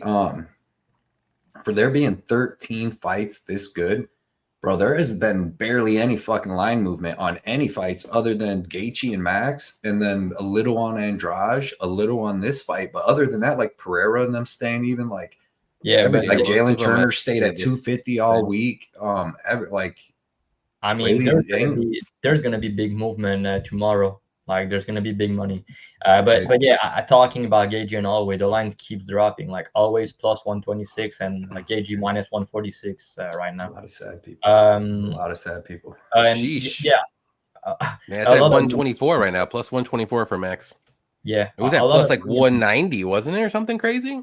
Yeah, Justin was like minus 210. Yeah. Yeah, I got plus 235 and plus 230 and plus 190. So yeah, that was. And I have a guy like Cody that bet him at what, minus 225. So yeah, parlay. I thought people would watch tape and understand that fucking Gaethje's gonna throw a fucking beating on Max. What do we, bro? If everybody here is counting on Gaethje to fucking gas out, you're crazy as fuck, bro. You see the beating he threw on Tony? Like, he's gonna be, dude. Cody, we're gonna get to that. We're gonna get to that fight. He's gonna take grown ass man damage, and he ain't gonna be 5th round Max. He's gonna be fucking limping. Remember when Yair was kicking his leg and Max turned into Nurmagomedov? He's not gonna be able to do that. Cody, come on, man. Come on. Defend your units. Cody, but I'll tell you something. This shit is crazy. Bobby, we're going to defend our units later. They won 2019, Max. That's fucking going to beat down featherweights. Johnny, when we have someone so defensive like that, that's because he's not really confident, you know? I'm trying to help the crowd here. I'm trying to help people win money. Blood Money MMA bets. Trying to help people. I mean, like the lady at Walmart. I think Gaethje minus 225, minus 250 was crazy. But yeah. Why? He could knock him out in the first round. He's never, yeah, we're gonna get there. He ain't never been knocked there. out, but he ain't never fought Justin Gaethje. Like, that's the difference. Who's your Korean Zombie gonna get him? Volkanovski. Well, Justin Gaethje's never fought Max Holloway. I mean, he fought Dustin Poirier. What about that? Look what Gaethje did to him. He could head kick Max Holloway, bro. Lucky head kick. Hey, slow, methodical Justin Gaethje is a different animal, bro. Okay, we'll see. Oh yeah, so my pick for this fight. Let's go. Yeah, this is gonna be a very close fight for Lopes and Yusuff. We're on this fight still. I know we kind of sidetracked there for a bit, but yeah, I said it earlier on. This is one of the other fights that I was just like kind of going back and forth. I thought I was gonna go like guns blazing in on Lopes, but I watched the tape and I'm just like, I don't know. So I am gonna still go with Lopes. I just think he's just the more dangerous guy. I think he can get the finish, but I mean, if Sadiq can keep this on the feet, like everyone said, I mean, Sadiq's going to win this fight all day. I just don't see him finishing Lopes unless it's maybe Lopes gasses himself out in the first round, like just going for the finish, like 150%, and then maybe Sadiq can get it later in the fight. But other than that, I can see him winning a decision. So usually, like in super close fights like that, I'll just go with the more dangerous guy because he just has a little bit more path to victory. But I mean, this is such a close fight. Like, I don't blame anybody for picking who they like or betting what they like. I don't have a bet on this fight. So there you go. But I'm going to go with Lopes. I think I'm going to go submission. I think that's the route to win, but it's going to be a good fight to watch. It's going to be a good fight to watch. Yeah. And that's why I was like, there's better fights on the card that I can bet. I'm just going to stay away. I want to bet every fight, guys. I really do. It's fantastic. And the price. It's super fun. It's so fun. I'm not doing nothing online no more. I'm just doing back to the casino because it makes you want to do that, man. It is. Let's see. There Will Be Blood said Lopes looks huge. Yeah, he's a little bit bigger. He looks bigger too. Like his neck looked thick. I mean, yeah. We got Bunny Hunter on Sadiq. Let's go. Let's see. Lopes. Would you like to see Lopes lean on his killer BJ? He needs to. Yeah, I think he's going to want to. He doesn't want to stay on the feet with Sadiq. There's no way. Most start that crap, Patrick. I see Patty down there. Don't you start that. Yeah, I love Patty. It is Patrick, addicted to combat. What's up, Patty? Our guy, amazing guest for UFC 300. What's up, Dravhy and Free? Go. I'll get down to Patty's comment here. We had a lot of. I have a lot to go through here. We got SK in here. What's up, man? Appreciate you coming out. Who else did we miss? Sneery is our guy. I couldn't agree more. Blood. There you go. You got someone on your team. Someone. I don't know. Well, I'm gonna have a lot of people. I'm joking. People expect 2019 Max to fight 2019 Gaethje, and that's not happening. That's funny. Good to see you too. If you got him at plus 190, it's perfect time to hedge out that the best is blessed. You could have skipped that one. No, I don't skip Patty's. I can't skip Patty's comments. It's a rule. Jeez. It's Dang. ridiculous, Patty. I thought I had one on my side. Dude, he's I love Max too. This is coming from somebody that loves Max, bro. But all right. Next fight, it's gonna be Holly Holm versus Kayla Harrison. I'll let Dravhy start this one off. Boo. Yeah, I feel like Harrison should get this done. Like, maybe not take, but yeah, do you think she finished or not? That's kind of the question, because I feel like if she gets on top, like she's a motherfucker on top, bro. Like, she's strong, and now she's gonna be able to land elbows, which, I mean, she's happy about that. Like, she want to land these elbows, and she doesn't. Have you seen the only fight that she was able to land? Yes, like the shit out of that girl. A bad blood, like that was crazy. So yeah, man, I think the physique, the size difference is going to be huge here, and I mean, Harrison's going to be so much stronger than Holm. But now we talk about level of competition, we talk about UFC experience and everything. You got to give it to Holm, and she's the better striker. But yeah, man, I just don't see a way where she doesn't get taken down at some point, and I feel like Harrison's going to get this done. The big age difference. I think that's like a 10 years difference here. That's crazy.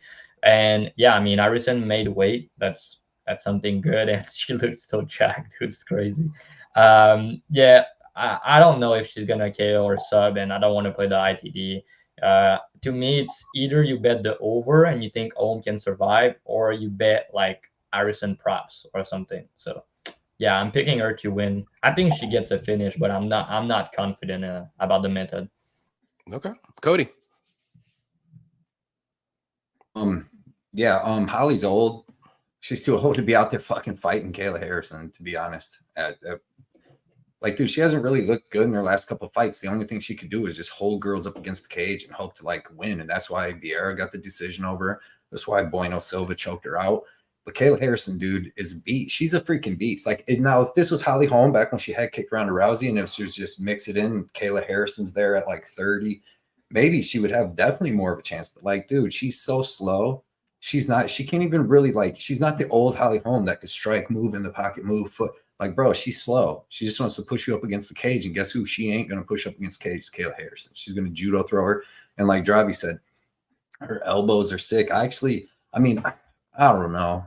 You would think Holly Holm's going to be tough enough without getting subbed to survive. Like, you'd think but like, dude, you start eating some elbows from Kayla Harrison, especially for a couple rounds. Like, if she's just easily able to get her to the ground. And if it stays standing, like, Holly Holmes is definitely the better striker, but like, it's not going to be that like crazy different. What's her name? Harrison has a decent left hand. She's a southpaw. She throws some heat. Not to say she's going to be the better striker, but she's not like, if she can't get the takedown, she's just going to get her ass whooped. So give me Harrison. I think Harrison beats the shit out of Holly Holm, to be honest. Like, she's really a beast, dude. That Laura Pacheco girl, the only girl to beat her, that girl's a beast. And she already beat her twice. And that girl's tough as hell, dude. Like, crazy tough. Yeah. So what's she going to do at 135 to 43-year-old Holly Holm? Gas. 43. This ain't Randy Couture on the good stuff, dude. This is Holly Holm, man. Free UFC bet picks. Who do you like? Well, Cody hinted at it there. I think we got to be wary for these veterans to have a resurgence now in the post-USADA era. We've seen lots of evidence of it, but if Harrison made weight here, I think she's an absolute lock. I don't think she's going to get some ground and pound TKO super fast. Like, she barely even does any damage when she gets girls down. We must remember Holly's not like the knockout striker she used to be. Holly wins now by cage control. So I really like some overs here, and I got Kayla. Okay. I'm going against the grain, guys, because my wife told me so. But I really think this can happen. I really think Holly Holm can win this fight. She just needs to survive round one. That's it. Because I do not think that Kayla is going to have 3 rounds of straight wrestling trying to get this fight to the mat, because I do not think she's going to be winning on the feet, like, at all. I don't think she's going to knock out Holm on the ground. I don't think she's going to submit Holm. And Holm has cardio. This is going to be a bigger ring or octagon, and she can skirt outside. And yes, we've seen her win fights lately by clinch control. She ain't going to clinch control. If she clinch controls this fight early on, especially when Kayla is like fresh, she should lose. She should stick around like she used to do back in the day, and then just pitter patter her way and gas out Kayla, because like Kayla's 2019 Max. Yeah, and then just not Max. Get out of here. I thought you were talking about Holly Holm. Got him. But that's how until later in the fight, when Kayla's just a little bit like, I'm 135 pounds. I've never done this before in my life. And I've always been 150, 155. And I still gas out in rounds 3, 4, 5 whenever I'm in there. So telling you there's a chance here. I actually like a little sprinkle on Holly Holm. Obviously, I'm hoping she survives round 1. I don't think she's going to win round 1. But round 2 and 3 could get a little dicey for Kayla, depending on the cardio. And actually, if you want to maybe be a little bit safer, you can do Holly Holm plus 3.5 spread. I think if this fight goes to decision, Holly Holm will win 1 round. I really do. I think she'll win round 2 or 3, and you can win that bet at plus 150. So I'm going against the grain. I'm not really that sold on Kayla, to be honest. I really not. I think she's going to be first round or bust in this fight, personally. I'll say it. Hot take. I mean, how wrong can you be, right? She's like plus 350 or something. So I feel like. There you go. I don't give a shit. It's a pick. And a small sprinkle bet that I have because my wife made me. So yeah, you have enough reasons to back her just the current price. Like, no, but I get the whole Kayla side though. You guys already said it though. I'm just going on the Holly side because no one said anything good about Holly. 43. I think she's the money line side though, early on. I can't get there myself. I just think if the line wasn't so wide, if it was like Kayla minus 300, I get that line then. I do. 500 is a little crazy. Maybe a good live betting spot, Johnny. I think you might be on something, right? If it gets out of round one, for Holm sure. might be plus 1,000 after round one. Yep. I'll throw a little bit again. I don't care. I like that. See, Cody, it's great to have your little betting thing on your phone. The devil in your pocket. Well, you did good a couple weeks. Let me just throw $3 here. Let me just throw. Then you could be like some of these cappers and have a terrible week, but be like, oh, I hit a plus 700 live. Hey, see, that's a slippery. That's the devil in your pocket. Then it gets you thinking like, damn. That's why you just don't even say anything. You're like, I did that, and that's good for me, and no one else needs to know. Hey, I see my boy Scott Lawson in the chat. I want to shout him out. Shout out to my Patreon because I'm about to go buy a really nice chair. Ooh. It's because of them guys support, dude. So shout out to Scott Lawson and everybody that's in here and everybody that supports. But I just seen him and my chair was squeaking, so I thought of that. Yeah, Kayla can throw elbows on the ground now, so that'll be good for her for sure if she can get this fight to the mat. Well, she's really a beast though. She's like a different. I'm just saying, I'm defending Holly Holm because no one else will, and if I didn't, I would have to hear about it after this stream. Yeah. Would be hilarious if Holly Holm head kick KOs. That would be nuts. Fantastic. Yeah. Fantastic. I haven't got no money on us, so I wouldn't be mad. I would just be shocked. Like I was shocked when she did. How many finishes do you think will actually happen? I would say at least 5 or 6. No, more than that. It's like over under 8.5. Dude. Over under 8.5. Like yeah, dude. There's gonna be a lot. Even the how many fights? the girls fights. Yeah, every single fight on here has the potential to finish. I think it does, but there's gonna be some where they're gonna like go out in the first round and they're gonna try their hardest, and then it's gonna be a sloppy fight for the next 2 rounds because they gave everything they had, and they're like, well, let's just try to make it to round 3. Usually, you're like this over's hitting, but dude, I think every single fight I'm not touching the overs in any fight has a chance of going under, which is crazy. Yeah, no, I pay bills off of fights to start round 2, and it was hard. It was a slim. I'm not doing any, and I do the same thing, man. Slim pickings. I'm not touching any. I liked like 3 or 4 of them, but then that 300K thing came out. I'm like, okay, I don't like them that much now. It's not the line does not look good now. That's a lot of money. That's so much. Like think of like what Cody Brundage should just come out and go completely bananas. Because what do you got to lose? Period. And then if you knock out Nickal, you might get the freaking performance of the night just because you was the biggest underdog and you can. So that dude's got a lot.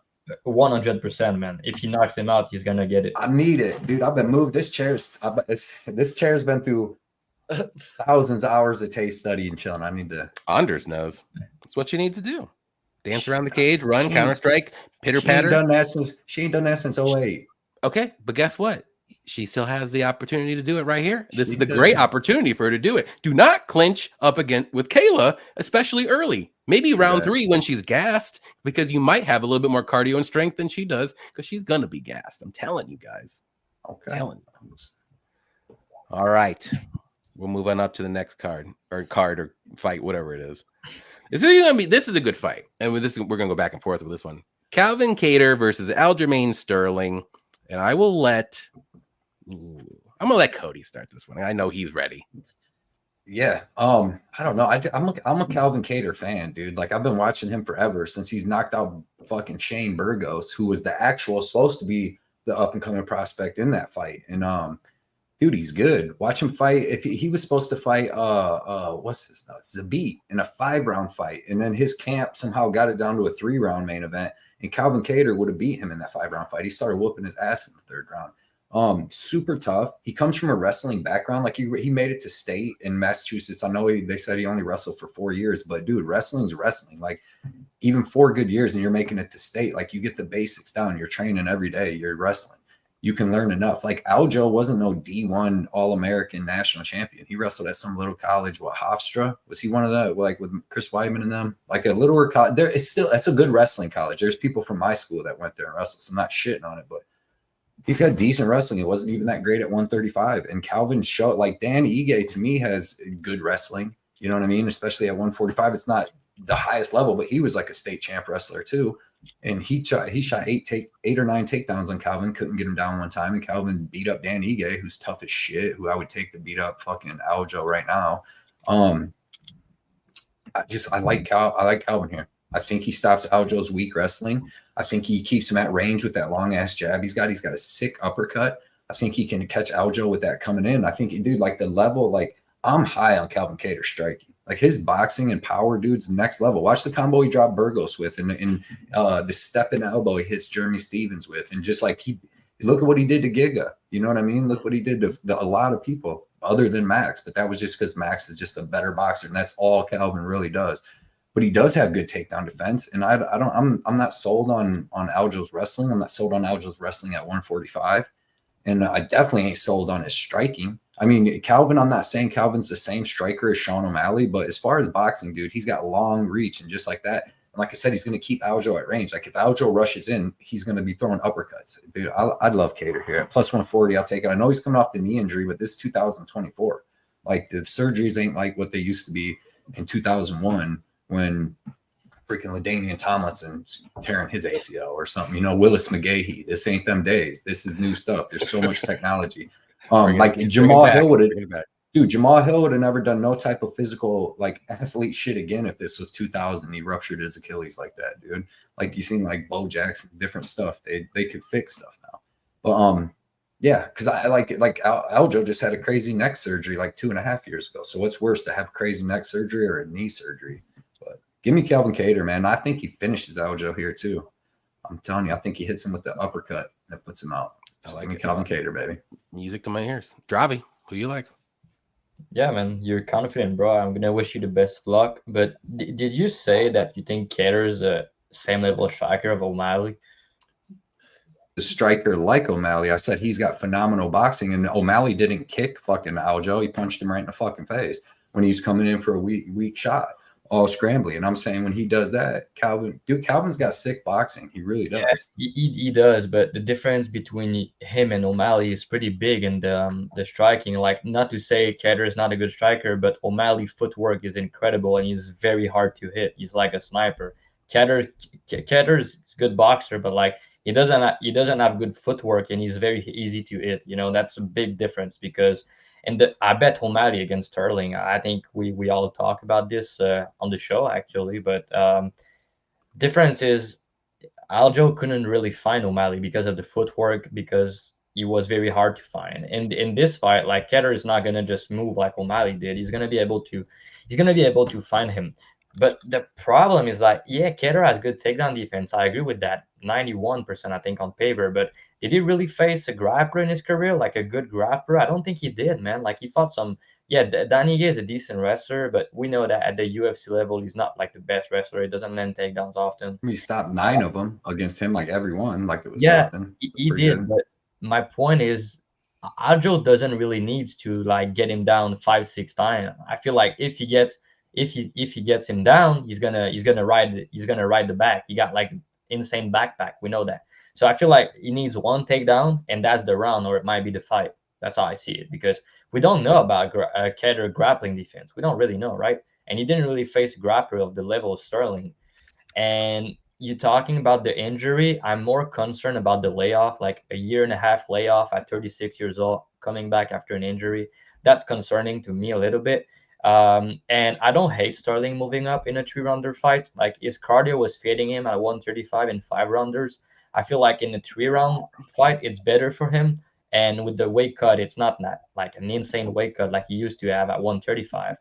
And on the feet, I feel like it can be competitive at times. It might be a hot take, but Aljo, he throw a shit ton of volume. He doesn't have much power, don't get me wrong, but he throw a shit ton of volume and he move a lot. And Kattar, yeah, he's a good boxer. He has power, everything, but he's very hittable. Like, Aljo's going to land on him. I'm very confident in that. Like, he doesn't really move his head, and he doesn't move a lot. So I feel like Starting is going to mix up the striking, mix up the grappling, the wrestling, gets him down, and then maybe it's the round or the fight. Because, like I said, like Aljo, like when he took down Corey Sanig, and that was the fight. And after that, he fought a very good grappler, guys with good takedown defense. Peter Yan, Henry Cejudo, all these people, you know. Now he's facing, to me, more of a boxer in Calvin Kattar. He's a good boxer. He's dangerous, but yeah, man, I think Aljo has more ways to win. I think he can sub him. I think he can win a decision.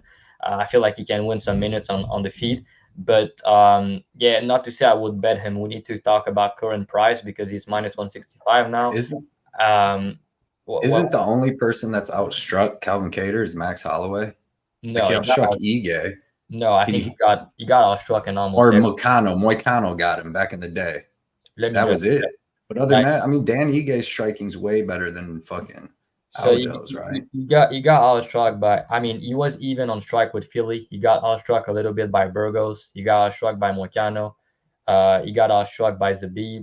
But I mean, when he actually got beat, was Zabib, Moicano, and then Max. But he's outstruck better strikers than Aljo, though. Like Aljo's only outstruck Pedro Munoz. It's 5'6" guys like Pedro Munoz. Who else? Jimmy Rivera. Like, yeah, but my point is that he's getting hit a lot. Like he's absorbing 7 strike per minute, and Max did that to him though. Max hit him 700 times. Max ruined that's his striking. Max ruined his striking. Fucks up his striking defense for the rest of his life. Yes, you can't go back for that. But. Yes and no, because like I said, even in his other fights, like he's getting hit more or close to the same amount of people that, like, I don't know how to pronounce that, but he doesn't really separate himself on strikes. Like even against Josh Emmett, you know, that I think he won that fight. I bet him there, but like 130 to 107, you know, he was getting outstruck by Arnold. It was a 5-round fight. Who would you guys take, Josh Emmett or Aljamain Sterling in a fight? It's very hard to say because Emmett doesn't have good grappling defense and he can defend the takedown very well. So I feel like Aljo you can take him down and submit him. Very power. The power. Yeah, I don't think Emmett has good takedown defense, bro. He has like 45 takedown defense. I don't think it's good. I think Aljo can take him down and submit him. But if he doesn't take him down, I think he can get knocked out for sure. But yeah, I'm gonna pick Sterling to win. I feel like more probably a decision, but like would not shock me if you submit him and make a statement. But yeah, should be a good fight though. Right on. Free UFC bet picks. You're up. Yeah, you know, there will be blood in the chat mentioned. Like, who wants to watch this? I would tend to agree. This is my least fight on the card. I like some overs here. Kattar's like impossible to finish. Aljo can't finish anybody. Aljo could barely finish a one-arm TJ Dillashaw, if you recall. Like, Aljo is backpack, lay and pray, or bust. I like some overs here, and I'm on Kattar the dog. I've heard some whispers about the staph infection concern for Aljo. I haven't actually seen that on his arm, the photo, but you don't know for sure. Where's it at? Like, what's it look like? It's on his elbow. It's just like a white thing right there. Does it look like a pimple, like Saint Denis? Yeah. It looks like maybe a little healed or something, but it could be whatever. Antibiotics kill you. Clearly, who's gonna want to leave? You know how much these people's getting paid to fight on? I know. I guarantee you. I didn't know about that until just now. Jamal Hill's coming in with that. You can kind of hear it in Aljo's interviews. He's like, "Thank you so much. I'm so grateful to be here. Love you, Dana." Like Aljo could tell that Dana hates him.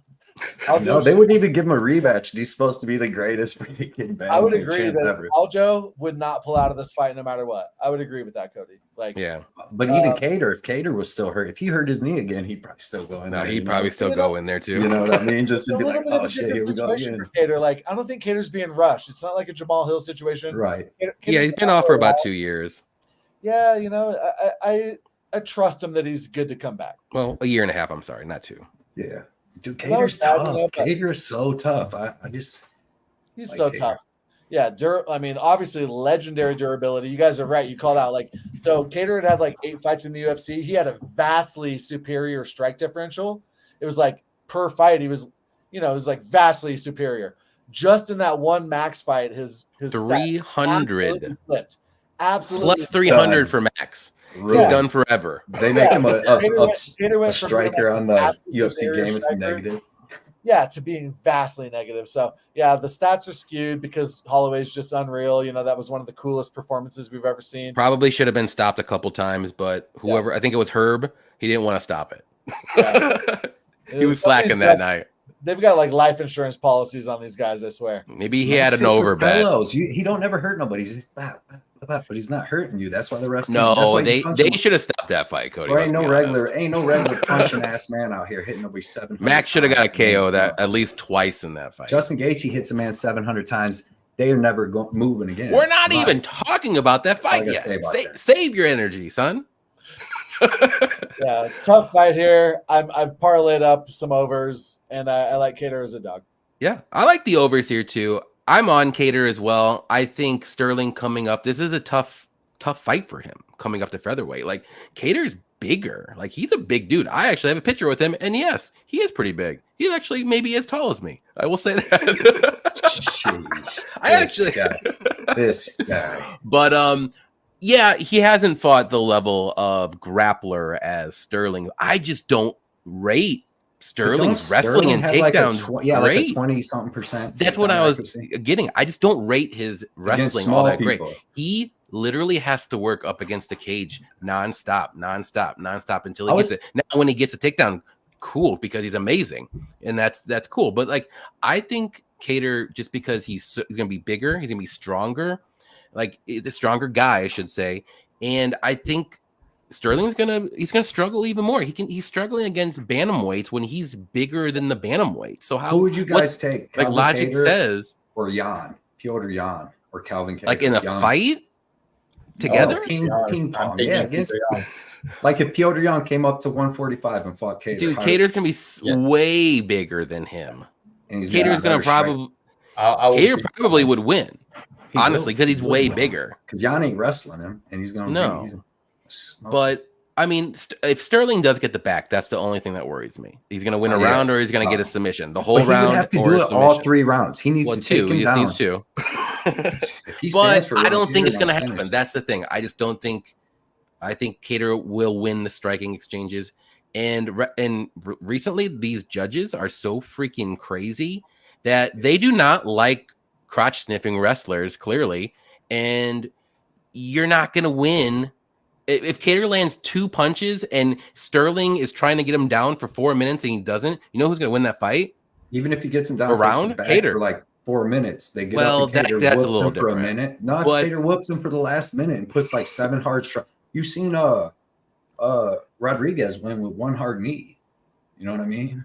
Yeah, and it was ridiculous. But we won't even go there. But that's a prime example of what I can kind of see happening in this fight. The same thing. They'll give it to the striker just because they landed more damage, and maybe it was 2 strikes, but control doesn't matter anymore. It really doesn't, unless you're literally doing some ground and pound or you're on the back going for submissions. That's it. If you're just holding them up against the cage, that's just like nothing anymore. Yeah. And I think Kattar can stuff the majority of these takedowns. Now, do I think he won't get taken down? No, I think he probably will get taken down once, but maybe he can get back up as long as he doesn't get his back taken. That's where this is the whole fight for Sterling. So I'm just gonna fade against that because I think this is gonna be a tough test. I'm gonna go with the dog. Does the injury worry me with the layoff? Yeah, it always will. But I mean, Sterling has his red flags too. So it's just, I mean, I'll just wipe those clean, and maybe Kattar looks a little bit rusty in the beginning, but he's going to be there for all 3 rounds. He's not going anywhere. So the overs are good. So this is going to go to decision. It might be a really close one. So I'm just going to go with the dog. I mean, I think the value is on Kattar because he's bigger, and I think he can stuff the takedowns. He's the better striker. Like it. Just me. Love it. I know we went long on that one. Yeah. But Did you bet Aljo Dravhy? No, I didn't actually. Okay. Damn, I'm glad. I'm glad. Then you don't even mind. Shitting on my units when you defending us. Yeah, because I wanted to bet him at when he was -110, but I passed. But looking more into it, I would have bet him at -110. You know, that's why I'm passing now at -165. Dev knows what time. The other dude's got Kattar by KO. I like it. Going against your dude Sterling. I see. It's crazy. There you go.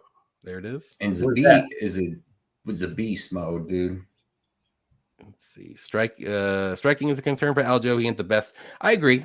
I mean, dude, it's not bad, but I just think Kattar's better. If Aljo and Dan Ige fought, I would bet the house on Dan Ige to beat his ass. And Calvin Kattar stopped all his takedowns and beat up Dan Ige standing. Yeah. I think Bryce Mitchell versus Danny Gay could be similar to Sterling versus Danny Gay. I bet Mitchell in that fight. Did you bet Ige? I bet Ige. Wait. I'll admit it. He was an underdog. I didn't bet that fight. I didn't even bet that fight. But Ige won that fight. But Ige won that fight, though. I thought he won on base. Now, if they scored it now, he would win for sure. Ige should have won that fight. And I thought he even won it like live. But it was very close because the damage you can clearly see Ige did more damage, but it was control with Bryce Mitchell. What did you say? Who would win Aljo and Bryce Mitchell? Maybe that's a fight they need to make. Bryce Mitchell's big though, dude. He's 5'10". Interesting. Oh, it would be a very good fight though. I don't know. Maybe we'll get that next. I would like that.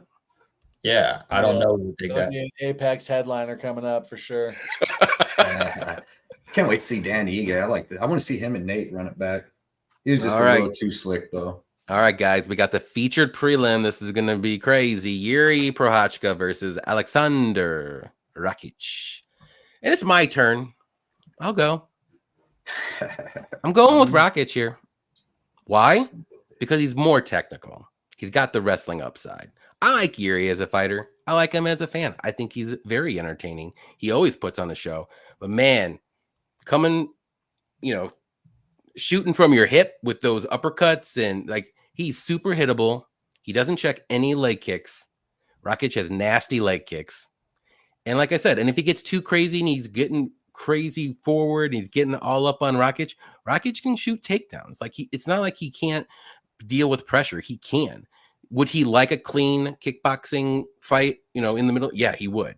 And he can be a little low volume at times. But Yuri is going to give him the fight that he needs to throw the punches and to shoot for the takedowns and to land the shots and land the leg kicks. Yuri's not going to stand back either. So I like Rakic in this fight. Again, the long layoff does worry me a little bit. But again, Rakic isn't going to can't think about that because Yuri's going to be pushing forward. And Rakic is going to have to either shoot some takedowns, throw some jabs out there, and land those leg kicks early. And if he does that, I think he wins this fight. Obviously, it's probably going to be by decision, but Yuri's always live. He's always crazy. You never know what's going to happen. But I'm just going to go with the more technical guy, which I think he's got a lot of advantages in this fight. I think the only advantage for Yuri in this fight is just the unpredictable, and I'm just not going to back on that. So give me Rakic to win. I'll say by decision, but this is going to be a fun fight, though. Dravhy, who do you like?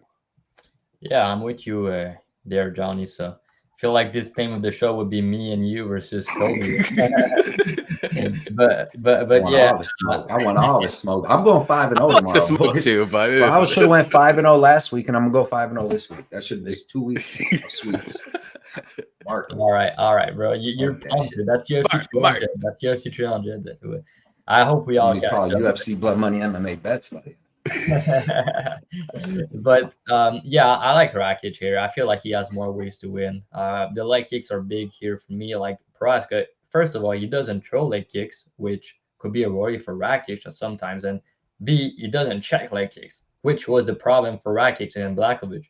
I bet Blachowicz against Rakic. He was the underdog, but the difference is Rakic couldn't get his leg kick game going because Jan just defended leg kicks like a maniac, He checked every one of them. Exactly. He has crazy leg kicks himself. So that was a tough matchup. But I feel like Rakic was probably on his way to win. He was mixing the takedowns. He was controlling him. But I bet Blachowicz here. I feel like it was a good bet either way. But yeah, this fight's different because, yeah, I understand that Prochazka is a man. He's super powerful. He's dangerous. He's crazy. But the reality is, I think he's a bit overrated, man. I don't think he's that good of a fighter. Straight up, I don't think he's that good. Is he powerful? Is he dangerous? Is he unorthodox? Yeah, man, but he's not that good. Most of his fight in the UFC, he was losing until he won. That's just facts. He got hurt in almost every fight. He was losing almost every fight, and except the Pereira fight. I bet Pereira in that fight too. I had a good read in the light heavyweight division. I'll say that. Yeah, I bet Pereira because of the leg kicks. That's kind of similar here. After 3-4 leg kicks, his legs were done against Pereira. I know Pereira leg kicks are nasty, But bro, his legs, like he couldn't even walk anymore. Like when he, dude. When he got knocked out, he was shooting takedowns because when he got knocked out in the second round, he was putting the pressure on Pereira. I had a bet on Pereira, and I thought he was about to get. But he landed because he landed it. Yes, but he was the one gassing out. Like it wasn't like Yuri's on one leg, dude. Yuri was putting the pressure on him, going for the kill, and he got hit. Like Adesanya, he wasn't. He did eat him in the first round, but he got over it and he put the pressure on, and that he got into range where he couldn't even leg kick. I disagree, bro. He mixed in the wrestling because he needs to, first thing, and after that, he go out there, kill or be killed because his leg were fucked. It's different. In the second round, he started taking over. He didn't even get leg kicked in the second round. He started taking over on him. Yeah, because he was putting insane pressure on him because he needed to. Because at distance, he was getting his legs beat up bad. In this fight, I think Rakic has the wrestling upside. I think he's more technical. I think he's way more defensively responsible. Like that's true. Prochazka, like I said, he's a decent fighter, but he's so hittable. He doesn't check leg kicks. He's not really a grappler, and he just got knocked out in a title fight. How many times we see guys coming back? We had this conversation. That wasn't a real knockout, bro. He got. What he was he got lost consciousness. He got flash knocked down. Then he grabbed onto him. He fell backwards. He hit him with a couple rabbit punches, and they said he never went. What way? He got knocked Bobby Green style. He was not Bobby Green style though. Come on now, bro. He was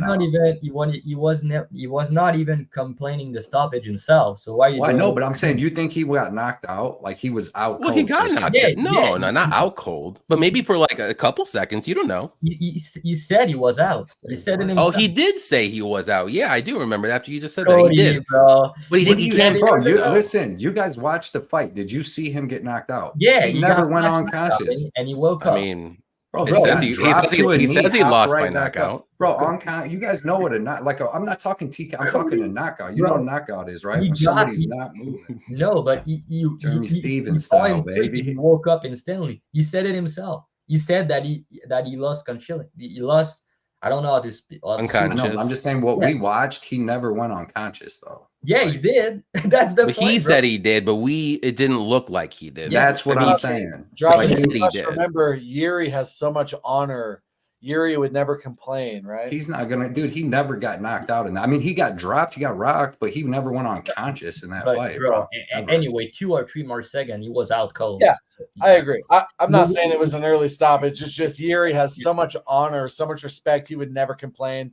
I think the ref saved Yuri some damage. Yeah, exactly. The ref did save him. Yeah, I agree with that. But to go back to what I was saying is, he's very bad defensively. He doesn't check leg kicks. And I think that Rakic is way different in that way. Like, he's a very good fighter, Rakic. And he's way better defensively. He's more technical, and he has massive leg kicks and wrestling upside in that fight. So, and now you had the fact that, like I said, Prochazka just got knocked out in a title fight, and he's coming back after that. We know more often than not when fighters losing by knockout or just losing a title fight, and they fight another fight after, more often than not, the results are not good for them. Like, the facts are the facts. Even the GOAT can deny that. You guys know that when I bet Makhachev and I bet Topuria to beat him after. But yeah, I just feel like it's Rakic I think he's going to be the minute winner. I think because of, like you said, Johnny, I think he wins a decision, but because of the way Prochazka fight, he's going to halal, or not, he's going to go out there and he's going to be kill or be killed. So Rakic does have some power. Like, he fights safe, but he's gonna bring a fight to him. So if he does that, Rakic has the power to put him out. So Rakic can put him out. He can win minutes with wrestling on the ground. He can win minutes on the feet with leg kicks and being more technical using the footwork. And have you guys checked his Instagram? I've been following him the last few months. He had a layoff and everything, but the dude looked fucking ready. He's training. He did because he was supposed to fight Blachowicz a couple months ago. So he pulled out. Blachowicz did. Yeah, exactly. So yeah, man, he was preparing and he's ready for the comeback. I think Rakic got this. Right on. Cody, I'm going to let you stew a little bit more. I want free UFC bet picks to give his little breakdown first before you get into this one. I'm sure everyone's waiting, but I want to just let it stew a little bit more. My little breakdown. I got the best breakdown. I know. Don't put free out like that. My bad. I didn't mean it like that, but you know. No, I am. And I'm about to agree with you. I'm on your Rakic as well. I actually bet him at -135, so I got the line movement a little bit wrong. Like when I was in school, there was a debate. Was I the smartest dumb kid or the dumbest smart kid? That's like Yuri. I don't know if he's the best bad fighter or the worst good fighter. True. But he's not great. I like Yuri. Everyone likes Yuri. Yuri, name me a cooler fighter than Yuri. You can't. Oliveira. Sorry. Landwehr. But Yuri's up there on the list for sure. Top 5. Yuri's cooler than No, I think that's baked into the line. I think people just love Yuri. I think he's a tad overrated, like the chat said. Like Dominic Reyes. He beat Dominic Reyes with that 6 spinning back elbow. Awesome. That was, amidst a 4-fight losing streak for Dominic Reyes. I was on Yuri as an underdog over Volkan. Yuri had tremendous pre-UFC experience. He beat Bruno Capoloza. He beat Muhammad Lawal. He beat Vadim Nemkov, Darko Stozic. Like, he had an incredible pre-UFC resume. Loved him as a dog coming in. But now at this higher level, he's just not as technical. Dravhy put it well. I think Rakic, the low kicks, they were hurting Anthony Smith real bad. I think they're going to be effective here. Am I concerned about the injury? Yeah. Lou Betcha made a great point there. Rakic has been wearing a knee brace over the last couple months in training, and like he wasn't right after the surgery, but now he has been. It's just a little bit concerning around Rakic, but I think skill for skill, Rakic is going to win an easy decision here. There you go. All right, Cody. Let's move on to the next. Cody, you're up, bro. Let's get your little breakdown, Cody. Just a little breakdown, though. I fucking watch tape. I don't understand what we're watching to see that Racic's that good. Bro. Who the fuck? Bro, I watched Volkan Oezdemir beat his ass, right? Okay. I watched him throw 13 strikes against Thiago Santos. I watched him lay on Anthony Smith for 5 rounds. Like, Anthony Smith didn't even try to get up. Who is he beat? That's the dude. I watched Devin Clark drop his ass, almost finish him before he, like, who has Rakic ever fucking beat? He's had like 3 knee surgeries. The dude don't like pressure whatsoever. Yuri, if you guys think that Racic's going to sit there on the outside for 3 rounds with Yuri and just pick him up, bro, Yuri ain't fighting like that. He's knocked out 27 of his 28 or 28 of his 29 wins. He's coming at Rakic. Rakic ain't got this KO power. Who's a KO? He kicked Jimmy Manuwa on the head. Like, everybody did that. Jimmy Manuwa. Yeah.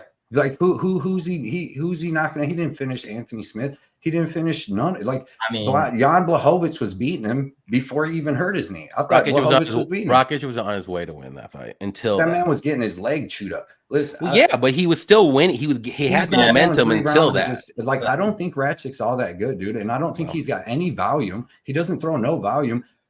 Yuri's going to throw way more volume. Yuri's not chinny, dude. This dude's tough as shit. You see Dominic Reyes up kick him, put him out. He wakes right back up, comes up spinning elbows. Bro, he was out. Now that was where he went out for a second. I'll give you that. Out from an upset. Bro, you see what he did when he's running up on Volkan, so he's dude. hittable. Volkan's tough as shit, bro, and he put Volkan to the fucking shadow realms with 1 punch. Yeah, but he was losing. He was losing before putting him out. In the first round, he came out crazy. He took Volkan's best shit. See, here's the difference, okay? He came out in the first round, and he went to war with Volkan, took his best shit, came out in the second round and fucking deaded him, right? Your boy came out, took the best shit with Volkan, and Volkan falls off a cliff in the second round. No, not against Rakic. Rakic starts backing up like, man, I don't want no fucking smoke, and gets beat. I had a fucking bet on him. That was when Rakic was supposed to be so great. After I watched that fight, I'm like, this dude's not that fucking good, dude. Then he comes up and he has the worst fight with Anthony Smith. And then he's coming off the injury, 2.5 years. There's no tape on this dude that I watched this be like, he's fucking great. And Yuri's good. Everybody says he ain't got no striking defense. Watch the video that I put out when he knocks out fucking Oezdemir. He's dodging all these punches. Boom, hitting you. Like, bro, Yuri has good striking. Come on, this man has fucked people up. I don't understand. Dude, the spinning elbow. So this is just luck then. The spinning elbow to Ray. This is all luck. He sent that man to the death row. Bro, he doesn't. When Yuri hits people, they go to sleep. Rakic is not good. He's going to be backing up the whole time. He's not backing Yuri down. Yuri's going to be throwing way more volume. Yuri's going to put pressure on him, and Yuri's going to drop Rakic and finish this dude. Racic's not that good. Racic's not that good. He's never only been that one. I never watched no fight and go, Racic's fucking great. Even Blachowicz, he wasn't throwing nothing. He landed to take. That's the only thing he had in that fight was when he landed a takedown and laid on Blachowicz. But Blachowicz don't try to get up. You take down Yuri. Yuri's not accepting the bottom, and Yuri's got decent wrestling. Rakic ain't no D1. He's not D1 downtail. So he's gonna have trouble taking down Yuri, and he's not just gonna hold Yuri down. Dude, Dominic Reyes has good wrestling defense. he was on his back against Yuri. I'm just saying, Rakic is not that good. Get that Yuri money. I will say gonna be throwing so much more volume. He hits so much harder. He ain't getting knocked out by Rakic. Rakic, he almost got knocked out by fucking Devin Clark, bro. Yuri's striking defense is 40%, Cody.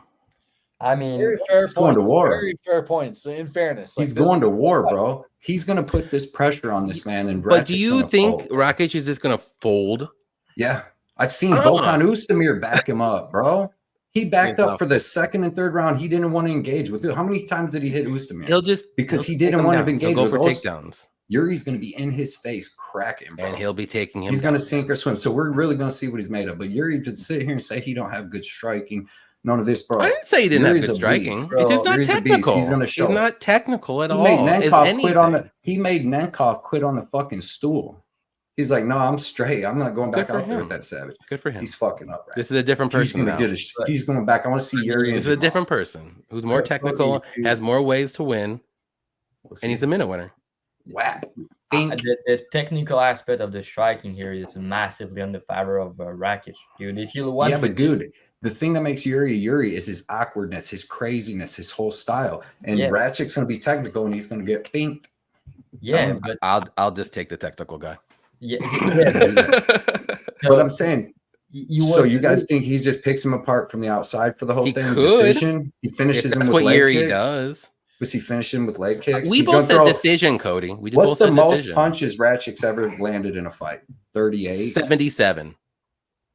I'm guessing. 104. 104. There you go. Who do you land? Oh, against Anthony Smith. Don't count them ground strikes because he landed 36 against Thiago. I don't know who he landed 144 against Smith. But yeah, Cody, I mean, to your point, he's low volume at time. That's true. But he has 4 significant strikes per minute, and Yuri has 5. Like that's not a massive difference. You're talking like he's showing two per minute, and you're showing 7. But the fact that your boy probably has a ton more fight time too to go from. Yuri's knocking people out in the second round or going out himself in the second. So I mean, well, he went 5 rounds of war with a 42-year-old Glover. That was grappling a lot. Exactly. Glover's a beast. He went. He should have destroyed him. How did he go 5 rounds with fucking Hill too? I don't understand how Glover took. Jeez. Bro, Glover was on his way to win this fight, Cody. You remember that, or you forgot? He probably could have won that fight. Glover was up on scorecard.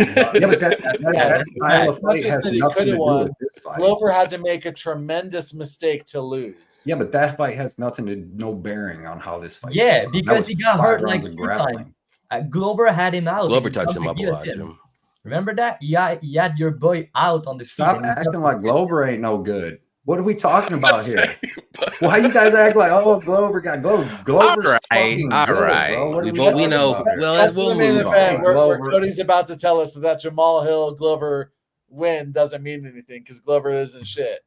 Cut to 20 minutes from now where Cody tells us that Glover ain't shit. Just I ain't never going to say that. Just for y'all know, Cody said that Prochazka blocked the punches like that, but he has 40% striking defense. So that's block the punches. Bro, I put the fucking video on Twitter. Go watch him knock out Oezdemir. I put the fucking video. Yeah, he's fucking doing this. He had already landed like a front kick to the face. Oezdemir was on wobbly legs at that point. But was he not dodging the punches, though? Cody Oezdemir was on. He gets hit a lot, Cody. Oezdemir was done at that point. Oezdemir was almost finished in round 1. He gets hit as much as he throws. He's gonna go, literally. I'll take 1 for 1 with Rakic, and then watch Rakic. Okay, we will find out on Saturday. That's the best part about it. That's the best part. It's a pick 'em for a reason. Let's go. I see your side, Cody. I'm just going with the more technical guy. That's it. It's all good. We're all good. After 6 leg kicks, your boy's gonna be like, oh. And Cody's gonna be like, oh fuck, no. Dravhy's just gonna leg kick him 6 times and then hold him down and land 14 more shots. All right, guys. All right, let's get back on track. We've been talking about this. That samurai. Here's gonna be airballing spinning attacks. All right, here we go. Till that one lands, and then Rakic sleeping. Leg tears again. Like, hear me out. Dravvy's out of here. Dravvy's like, all right. Hear me out. And Dev, bro, they're the same size. Don't even say that. Anyway, I think main card. If anything, I think Rakic is bigger. Yeah, but exactly, bro. He is. Let's talk about the main card that's going to happen here. We have 193 people here. Please hit the like button if you didn't on YouTube. On Twitter, if you're watching, please give everybody here a follow. All the descriptions and links are below in the description, I should say, not the description. So I'm about 2 beers in, so give me a little bit of break here. First fight of the main. Well, I got my third. They're tall boys. They're tall boys, man. Oh, okay. Yeah. Don't play. Oh, all right. He's got a little stack. Oh, okay. You got a little lime in there. Is that Pacifico? What is that? Yeah, Pacifico. I got my lime here ready to go. That's what I seen earlier. I thought you had jealous. some tequila shots or something down there. I'm jealous. I like Modelo, but I do like Pacifico as well. We got, what is this? Bo Nickal versus Cody Brundage. And Cody, just because the Cody fight, I want you to start this one. Under 1.5. I like Bo. I think Bo strangles this dude, to be honest. But I mean, Cody's live. You can't bet the money line. It doesn't add no value. Can't bet against the Codys, right, Cody? Yeah. I mean, you could put in the crazy parlay, but like, I mean, honestly, I just think that I just think Bo's gonna get him. You know, it might be tough at first, but like Cody Brundage, I swear to God, I think he's gonna come out and go bananas to try to get this win, because like, what do you got to lose? If he comes out and knocks out Bo Nickal, then he might get that $300,000 just for being the biggest underdog. True. Something comes out, and what's he got to lose? Because he's the biggest dog, of course. He should get some kind of bonus. and then so he might come out and go crazy, and he might catch Bo, because you never know. Bo just knocked out Woodburn or whatever. You never know, dude. Them dudes might go at it, but it's still, in the end, Bo's going to wrestle him down and choke this dude out. That's how I see it. I don't even think he's going to try to punch him so that Cody don't get that lucky TKO win, disqualification. So Bo Nickal, submission, under 1.5. It might not happen in the first. It might go to the second, because Cody Brundage is a little better than the people he's fought. But so I like it myself. Right on. Free UFC bet picks. Who you like? I've got a bunch of risky shit here for you. So tell us all. Let's go. if Bo Nickal wins in round 1, I'm losing these props. Okay. I think pretty quick here, like some overs are live in Bo Nickal fights. If Tresean Gore fought, I was gonna bet Bo Nickal round 2, but he fell out. Val Woodburn, a low level welterweight. Couldn't bet Bo Nickal round 2 against Val Woodburn. Bo Nickal with that gorgeous level change feint with the overhand, right? He actually knocked down 2 guys now with the fake level change overhand, a la Khabib versus Conor. So he's getting playful with the striking. He's getting more well-rounded, right? But I think pretty quick here, guys are going to start taking Bo Nickal past round 1. The only decent opponent Bo Nickal's ever fought is the worst middleweight in the division, Jamie Pickett. And it went, almost 3 minutes. It actually wasn't that he won in under 3 minutes. So it wasn't that dominant. Bo Nickal had some trouble getting Jamie Pickett down. I think Bo Nickal round 2 plus 550. I played it for a full unit. Bo Nickal round 2 plus 550. Great look. I also like Bo Nickal Bulldog choke plus 5,000 on BetMGM for half a unit. And I swear to God, Bo Nickal is gonna win a fight by Von Flue choke. It's plus 10,000 BetMGM. What does Cody Brundage do? He likes to pull for guillotines. What is the antidote to a guillotine? A Von Flue choke. You said it's how much? Plus 10,000. I got 50 that's bucks. genius. I got genius. 50 bucks to win $5,000. Dude, I love how that's good thinking right there. That's excellent. That's sharp. I tell you, dude, it's the antidote to a guillotine. Bo Nickal Von Flue plus 10,000 on BetMGM. And then what's Cody Brundage's money line here? What is his win condition? Plus, it's round 1 KO, plus 5,500, half unit on that. There you go. He's been doing it either by DQ or what, or slam. He's getting it done. Right. Yeah, talking about that, I got a lot of hate when I cashed this KO1 against Malcolm, bro. Oh, yeah. Whoa. What was that? What was the odds on that? Dravhy, do not say KO1. Just say DQ1. Dumbass FanDuel wouldn't have paid. He went out cold. It's true. I mean, you cash it, cool. That's big, though. But I know I can guarantee you that everybody who bet that though was hoping for the KO, not the DQ.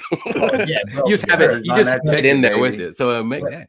At the same time, when you bet a plus 1,600, you have to include the things that injuries and stuff like that, But also bet decision no action plus 400 against Malcolm. So I cashed both. That was cool, but that was lucky though. There you go. What do you like here, Dravhy? Probably Bo Nickal, I guess. Just Yeah, to me, it's more like, do you think he knocks him out or he submit him? I'm not really sure about it. Like, Brundage is the best fighter he ever fought. We don't even know about Bo Nickal chin. We don't even know if he can take a punch. That's a little bit sketchy when he's minus 2,000. So that's a little bit sketchy, you know. So I feel like just based on that, there's a lot of hype on him. So there might be some value on Brundage, but yeah, I just don't want to get there myself. So I think Bo Nickal should finish him. And sometimes Brundage can try to play safe to not get submitted on the ground. So I feel like the ground and pound is quite live for him here. But yeah, man, I can see him submit him too. So it's very tricky. But for the sake of it, I'm gonna pick Nickal to get a KO here. I think he's gonna ground and pound him. But like Free said, I think the round 2 can be a good look too, because Brundage, best fighter he fought. Not to say he's the greatest to ever do it, but still, that, you know, maybe he can survive a round and get finished in the second round, and that's his win for him. Like, he didn't get finished in one. Maybe that's it. Yeah. I mean, no shocker here. Bo Nickal is probably going to win this fight. I'm going to go the sub route just to be. I know a lot of people are on the KO, and the line is better for the KOs too. But I think his best win condition is probably the submission. I just don't see him striking with Cody. I think he needs to just go to the wrestling, go to the grappling, get the back, like he kind of did against who was I just lost it in my head. Hold on, who did he do that to? Like the very first fight, like his first fights in the Contender Series, like just go straight in for the wrestling, get the takedown or take the back, and just go to town and get the finish, get that 300K real quick, because that's how he could do it. Like that. Trust me. Like, I am not a Cody Brundage fan. I don't think he's good. I don't think he's a UFC level fighter. I'll say it right now. But yeah, that's where Bo Nickal has the advantages here, is in the wrestling. And I know Cody does have decent wrestling, but it's not the same. And the grappling is leaps and bounds crazy. On the feet, that's where it gets dicey. Why would Bo even remotely want to strike with Cody Brundage? I wouldn't if I was him. Couple quick things, Johnny, on this like prop thing. Like, I think guys like Raul Rosas, Jailton Almeida, Bo Nickal, who are known for just smothering, taking the back, and choking people out, they like to go for TKOs because they think it's better for their brand. I think these guys that have smothering top control, they prefer to just go for a TKO. I think that's something to keep in mind. Okay. Yeah, I can see that too. I just think like he just goes for the takedown or up against the cage, and then he takes the back, and then it's going to be submission right there. I mean, but he can get, in top control and mount him and all that stuff and ground pound too. But I just think the easier route for him would be the submission. But that's like you're trying to win 300 grand here, Yeah, I mean that's the easiest way for it. I mean, but like, Cody Brundage did get knocked out like by Nickal Olazechuk ground and pound because he got reversed. But other than that, I mean, he quits. And what's the best way to quit without taking any damage? Getting choked and just tapping real quick. When Bo Nickal fought Jamie Pickett, sorry, he had him in an arm triangle for like he finished him in like 2 minutes 53 seconds, but he had him in an arm triangle for like a minute and a half. I mean, he used that great takedown, the knee to the balls. That's a pretty old school takedown. But when he got him down, dude, he passed guard, got right in the arm triangle. So I don't know. Low blows are the best base for MMA. Yes. If you want to knock somebody down, boom. Who there it is. Wrestling when you just knee the shit out of the balls. That's how I always win my fights. 50-0 in these streets. That's right. All right, guys. The much anticipated fight of the night. It should be the main event, honestly, I will say, but that's just me. Charles do Bronx Oliveira versus Arman Tsarukyan.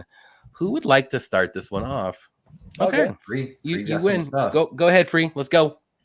Gotta give Narco Cop and is it Tim and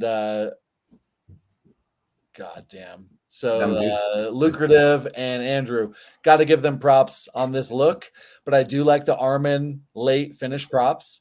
So very rarely do Charles fights go over 1.5. Charles, we all know, is just electric finisher everywhere. Justin Gaethje said he was the hardest puncher he's ever faced. Like when you stick your tongue on those square batteries, an 8-volt battery, Justin said that every punch Charles landed was like his whole body getting just stung like that. I really like the Charles finish only prop. So if it goes to decision, your bet's refunded. So if we simulate this fight 100 times and we take out all of the lay and pray Armin results, which I think is a hefty amount, Charles finish only plus 165 is, I think, great value. But I'm on Armin here, and I think he's live for a late finish. I don't like it. Dravhy. You didn't screen him before you had him on the show, Johnny? Come on, man. I thought you. I didn't. I should have, but I didn't. I told Johnny I got a hot take on this main card. He said, "It's not Armin, is it?" I said, "No, it's Armin." You lied to me. You hurt my heart. Opposite of Armin. We're over. Dravhy, please help me out. Yeah, man. I feel like it's a tricky fight. Like I said, I'm going back and forth because, first of all, I mean, we all love Charles Oliveira. He's one of my favorite fighter right now in the UFC. How can you not be a fan, right? Like, he's one of the best finisher we have ever Crazy seen. if you're not. Like KO, sub, Kirby kill. Like, even when you lose, it's fun. Like, you don't want to see him lose because you love him. But man, Kirby kill. Like, he's an under machine. Cash on him multiple times against Poirier, against Gaethje. I love to bet against Gaethje and cash against him. We're gonna talk about this soon, but Cody's not even listening. He's like, I missed this one. Okay, I was thinking, I'm thinking what I did, bro. That's it. You guys are smoked on that, bro. We might as well skip I gotta that get fight. back at you a little bit. You guys, we might want to skip that. But I mean, you have a guy like him to get his finish props at the lines that they are now, it's kind of crazy. I don't really like the money line because I think Tsarukyan's the money line side, just because I feel like if they go the distance, he's probably going to win decision. So I don't really want to play Oliveira money line. I get that because like he's someone you want to back as an underdog, like, for sure. But I love his knockout prop more than anything. I think his win condition is more a knockout here because Tsarukyan is a very good grappler, and I think he has some chin concerns. Tsarukyan, we have seen him once in the UFC or twice, and I mean he got put out bad on the regional one time. But man, he didn't really face like power puncher. Silva hit hard and he put it on him, but yeah, man, I feel like he has kind of a suspect chin, dude. Like, I'm gonna say it right now, I think he does. And Oliveira, one of the best finisher in the UFC. He has big power, super dangerous, and we know that he's gonna go for the kill. We know him. So Oliveira KO was like plus 800, plus 850, something like that. I feel like that's the way to play him. I know you could get a club and sub or something, but I don't see him getting Tsarukyan to the ground. And I think if he's on the ground, if the fight go to the ground, it's going to be Tsarukyan on top. And I don't think Oliveira is that good off his back. And man, Tsarukyan ground and pound is nasty, dude. Like if he gets on top and you pound him out, that's kind of dangerous. And on the feet, I feel like I feel like on the feet it should be close, but Oliveira is the better striker, more dangerous. But man, he's getting dropped often, so. To me, it's just kind of a volatile fight. So just based on that, I can't lay the big chalk on Tsarukyan at this price. I got to be dog or pass.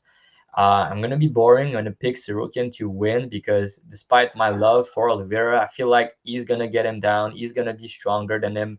And man, like Makhachev and Tsarukyan are probably like the two hardest fights for Oliveira in the division, man. If we're being real, like that's just facts, dude. Like he's strong. He has massive wrestling upside. He's not going to be afraid to take him down, and he can knock him down. And if you knock him down, he's going to follow him to the ground. But I'm not saying I play or I bet Tsarukyan. That's not what I did. But we're talking about a pick now. I feel like he's going to win the fight. I just feel like if you were to bet the fight, moneyline side is Oliveira. If we're talking about bets, I think he's the side, If I were to bet Tsarukyan, I think round 2, round 3 is solid for him. That's probably how he win. I don't think he's gonna finish Charles in 1. I don't see that. So I think if he wins, gonna be round 2, round 3. So the odds for that are great. If they go the distance, I have to give it to Tsarukyan. But man, I think I think the Bronx is live to knock him out, dude. Like, I think it's really on the table, you know. So yeah, plus 800, plus 850. I think, man, it's worth a shot, you know. But yeah, pick is Tsarukyan, but betting side, I think it's Charles.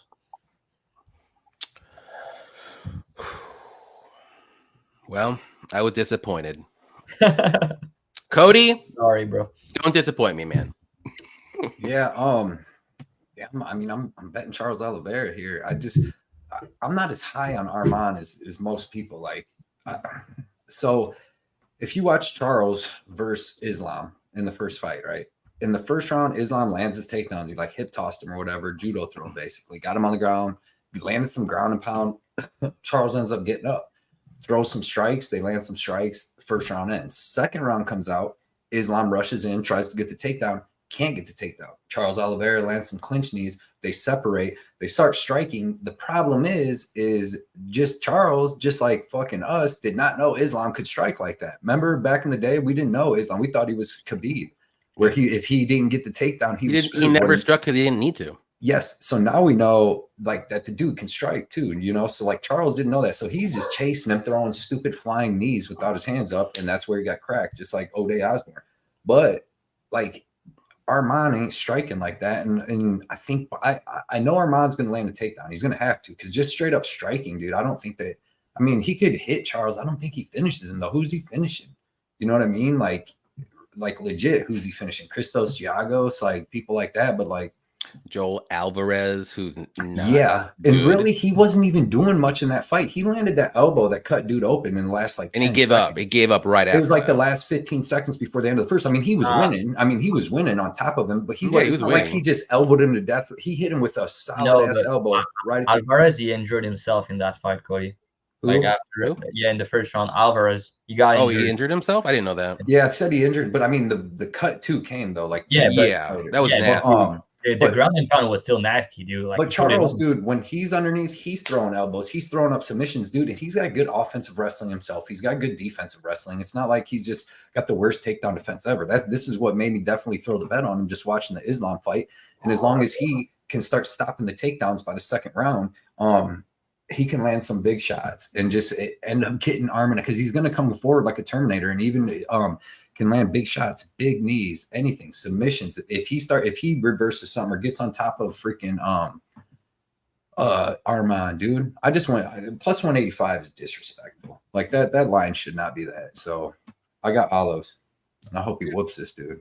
I'm not that high on Arman. I know he's good, and I know the fact that he can come out and take him down and hold him down for 3 rounds. But if he can't, then some stuff's going to pop off. 300,000 you're offering the son of God, 300,000 bonus. Yeah. No, the guy who knocked out Benil Dariush, knocked out Gaethje, or choked out, dropped and choked out Gaethje, finished Poirier, Chandler. Like, when you look at Charles' resume and then you tell me he's a 2-1 dog, it's wild, right? But if you're like, all right, so this guy might be the second best lightweight, behind Islam. Nobody can beat Charles. Find me a lightweight who should be a favorite over Charles. Arman's like the only one besides Islam. Like, I really think these are top of the food chain, but I can't blame you when you look at what Charles has done for the last like 8 years. Wild to think he's a 2-1 dog. I see where it heads like at. He's what, like 13-1, and he's got a ton of good wins. It's not like he's on this big losing streak. Not just a ton of good wins, like the last 5 wins are top 5 wins. Yeah, after what I seen, Garbrandt do in 5 rounds with Arman, like Islam's fucking Arman. I was just gonna say that. Like, so I don't know, but Oliveira would destroy Garbrandt. I'm not dumb. I know Arman's the favorite for a reason, because he's the up and coming prospect. But I'll take the more dangerous dude. I just don't think he gets elbowed out like Joel Alvarez. Yeah, so hopefully. Well, you know what thank I mean? you, thank you, Cody. I appreciate it. You're welcome, Johnny. This is why we're friends. Bronx is winning, guys. I don't care what anyone says. He's winning this fight. He's the better striker. Arman's not dangerous. Sure, he can get some takedowns, but Olives is not going to just give up like Joel Alvarez, and he can get back up. He has pretty good takedown defense. I mean, is it elite? No, it doesn't have elite takedown defense, but it's good. and we'll go back to the Gamrot fight, like I was saying. Should Armin have won that fight? Maybe. But I know for a fact Charles Oliveira would destroy Gamrot. And it wouldn't have been that close. That it should have been where Armin should have won or maybe didn't. So to me, and everyone's going to be like, oh, Armin, he's kind of like Islam. He has the same style, this and that.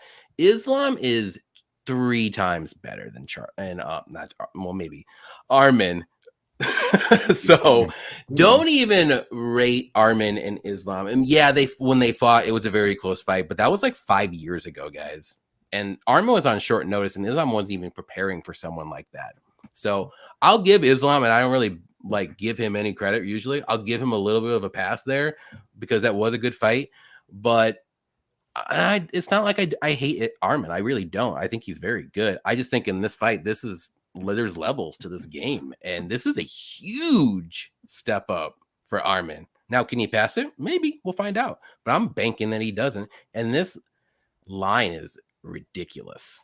It should be if you want Armin to be like a -150 favorite, okay, cool.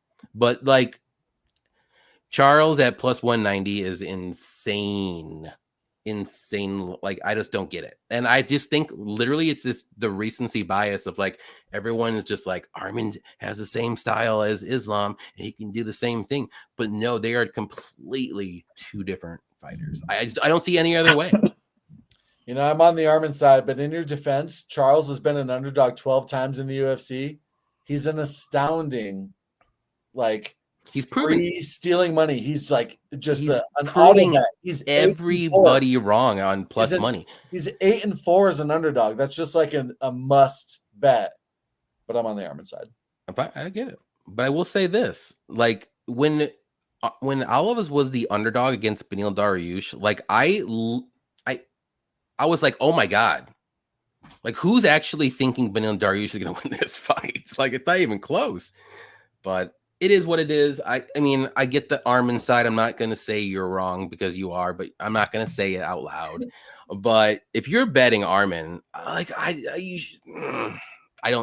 shouldn't bet Armin in this fight. The money line. The money line, don't bet the Armin. I don't think there's any value to that personally. I really don't. I think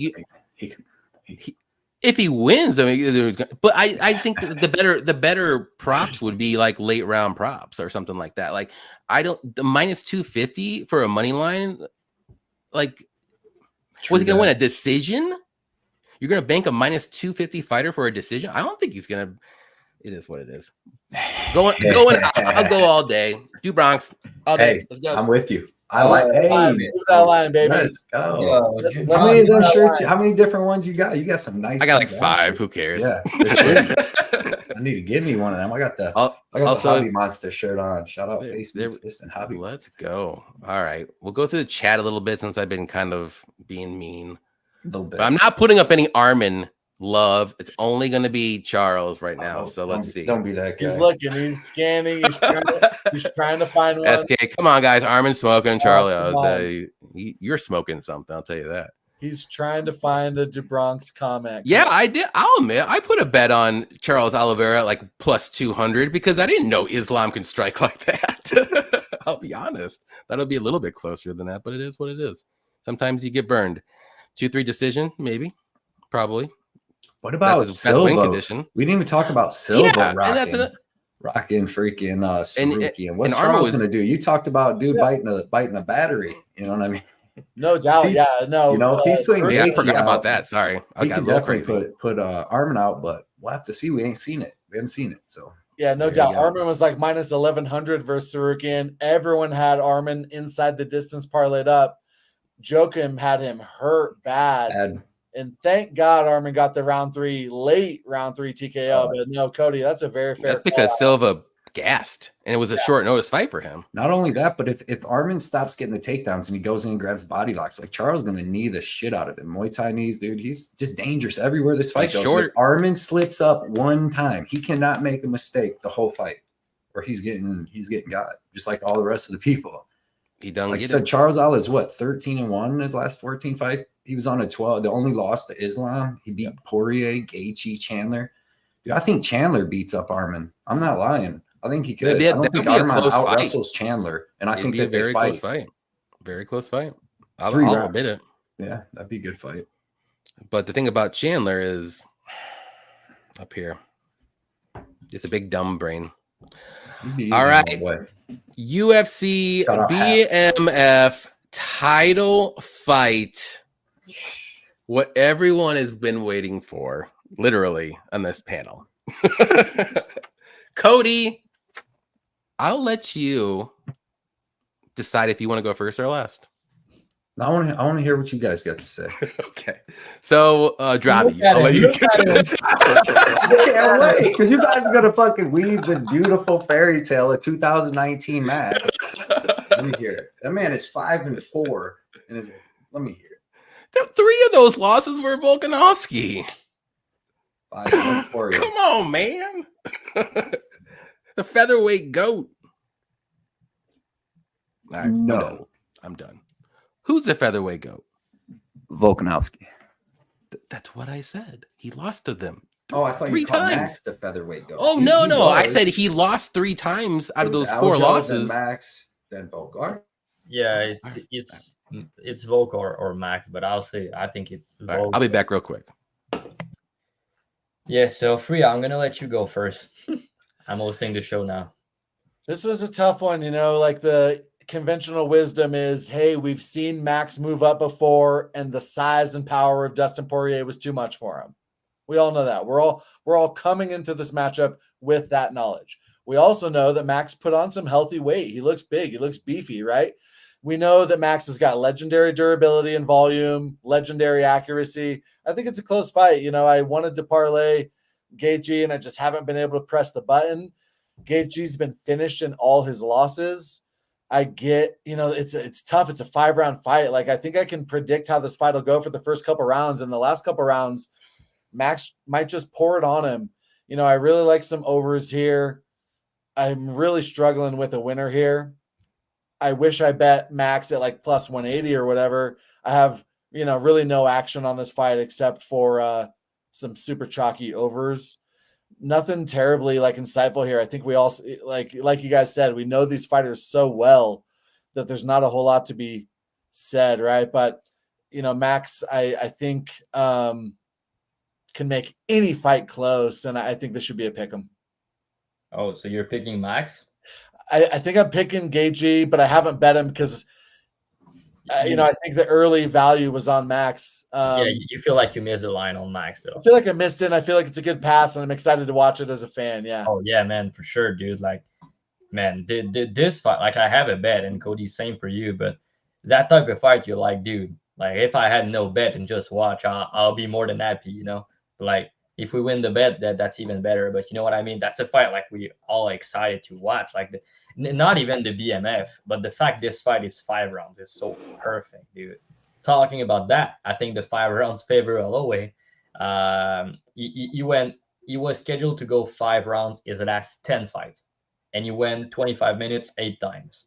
I got my facts right there, On the other end, we have not really seen Gaethje go late in fights lately. Not to say his cardio is bad or anything, but I favor Max cardio. I think he has one of the best cardio in the UFC right now. I think he's one of the more durable guy in the UFC right now also. So I think the durability is Max. I think the cardio is Max. I think the volume is Max. But Max is also younger. And now Cody is going to talk about the damage aspect, but Gaethje is getting hurt almost every fight. Okay, I'm gonna finish my breakdown after he can go because he's just gonna argue over and over again. But I'm gonna speak facts. So Gaethje is getting hurt almost every fight, right? Almost every fight he's getting hurt. I think Max Holloway has a big durability edge here. Gaethje, he has the power edge and he has leg kicks upside. But now, if you look a little bit deeper about the leg kick aspect, Max switch stances, right? So if he fights southpaw, he's not gonna the leg kicks are not gonna be there as much for Gaethje, first thing. And Gaethje doesn't show his leg kicks the same way as Volkanovski. Volkanovski is super technical, good footwork, he's moving, and then he throw the leg kicks, which caused problems to Max. I think in first, I think that was the first fight. In the second fight, he came southpaw, he adjusted to the leg kicks well, was not as big of a deal. And the Yair Rodriguez fight, he got his leg beat up.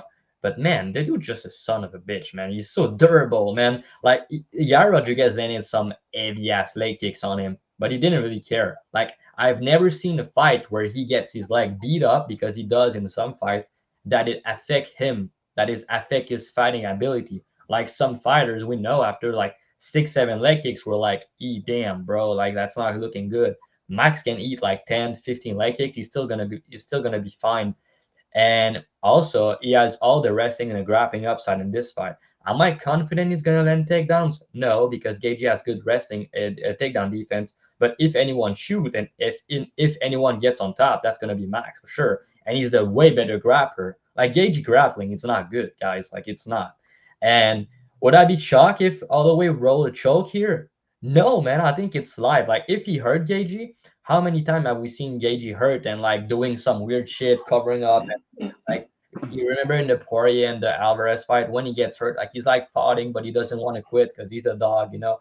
Like Holloway, he did it on TKZ, Korean Zombie, and he did try to do it on Poirier as well. And I think back in the day, Submit Swanson, we don't see it often, but the dude has long arms and he has good front chokes, man. I think the sub is live for him. So if anyone win by sub, it's Holloway. And even if Cody is on Gaethje, he's gonna agree with that, because that's not a hot take. But and all the wrestling upside on the side of Holloway, I don't see Gaethje shooting takedowns. I don't see him getting takedown if he does, or controlling Max. I think Max can potentially mix in the takedowns. And on the feet, like I said, you have a guy who has better cardio, who's more durable, who's gonna throw more volume against a guy in Gaethje, who's gonna throw more power shot, and he's gonna try to do more damage. So it's gonna be damage versus volume. But the thing is, as the fight goes on, I think Mac's gonna put it on him, man. Like I really do. Like I've seen Gaethje slow down in some fights. I've seen him struggle when people put a lot of volume on him, and I've seen Holloway break people with volume. You guys talk about Kevin Kattar a couple fights ago, talking about his boxing, his striking, and everything. I said that he was very hittable. That's the same thing for Gaethje. He's very hittable. Now he's more technical nowadays, and I agree with that. That's why I bet him against Poirier. He was the underdog. But Holloway was minus 250 against Poirier when he moved up in weight, right? Gaethje was the underdog against Poirier. Now Gaethje versus Holloway, and you have Gaethje minus 200, minus 250. Make it make sense. It doesn't make sense to me. And on the age, like Gaethje's the older guy. He took as much damage as Holloway, but I think the chin is not as good anymore. And dude, I need to talk about the DP fight, because I've watched that fight 2-3 times. I mean, you need to watch that fight back. That's such a banger, like DP versus Holloway. So Poirier won the first 2 rounds. He hurt Max a couple of times, very bad. But Max, like I said, one of the best chin in MMA, but also he has insane recovery. Like if he gets hurt, he's fine, you know. So yeah, Poirier won the first 2 rounds, but then we started to see a momentum switching. Like Holloway won the 3rd round. He put it on Poirier. He didn't almost finish him, but he kind of hurt him at some point, and Poirier was covering it up, you know. But Poirier at this point, when they fought, that was prime Poirier, and he looks amazing in that fight. And Max didn't have the time to move up correctly in weight. We need to factor that, because now, like Free said, he's more prepared, more in shape, more physical for 155. He looks bigger at face-off, man. Like, let's be real, he looks bigger. So yeah, I think he's more ready to move up now in weight. You know what's to expect. And yeah, so to go back in the Poirier fight, so 29-28 Poirier after 3 rounds, but the momentum was switching on Holloway's side because he was taking over. In the 4th round, he was winning. That's fact, Cody. You can. I watched. Poirier won 49-46. I don't want to know how the taking over story happened. Let me continue. So yeah, you won the first 2 rounds. Holloway won the 3rd round. The 4th round start. The first 2-3 minutes, Holloway was winning this round. He was putting in the volume up, and Poirier was fatigued. He was tired, and Holloway was on his way to win this round. But then what happened? You guys remember? He got caught with a knee that split his face open, and he got a lot of blood in his face. Couldn't see. And then Poirier momentum switched at the last minute and a half of the round, and he took back the round because of that knee and because of that cut. Okay, and now that's Poirier round. Going into the 5th round, again, Holloway winning the first minute or two of the round, looking good, and then the cut again, like blood in his face. He can't see. The visual's not good. The blood all over his face. So yeah, Poirier won 49-46. My point is, without this knee, I think he was winning this fight. He was on his way to win this fight because the momentum was on his way.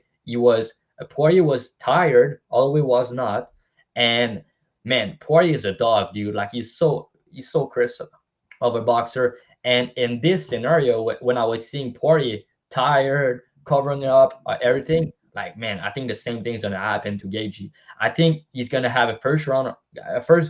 he's gonna have a good first round or second round. It's gonna be probably competitive early. I think if you finish him, it's gonna be early. But dude, like again, how many stock can I put into him to be the first one to KO Max Holloway? Man, I don't put too much stock into that. Like he can be the first one to do that. It's possible, but I don't think it's likely, man. I don't think so. I think the more likely outcome is the first 3 rounds is close, and I think a 3-round fight would have been better for Gaethje. In a 5 rounds, I think we see the same thing happening with Poirier. I think that it's gonna be 2-1 Gaethje, but then we're gonna start to see a momentum switch in the 3rd round. In the 4th round, he's gonna put it on him, and I think he's gonna finish him.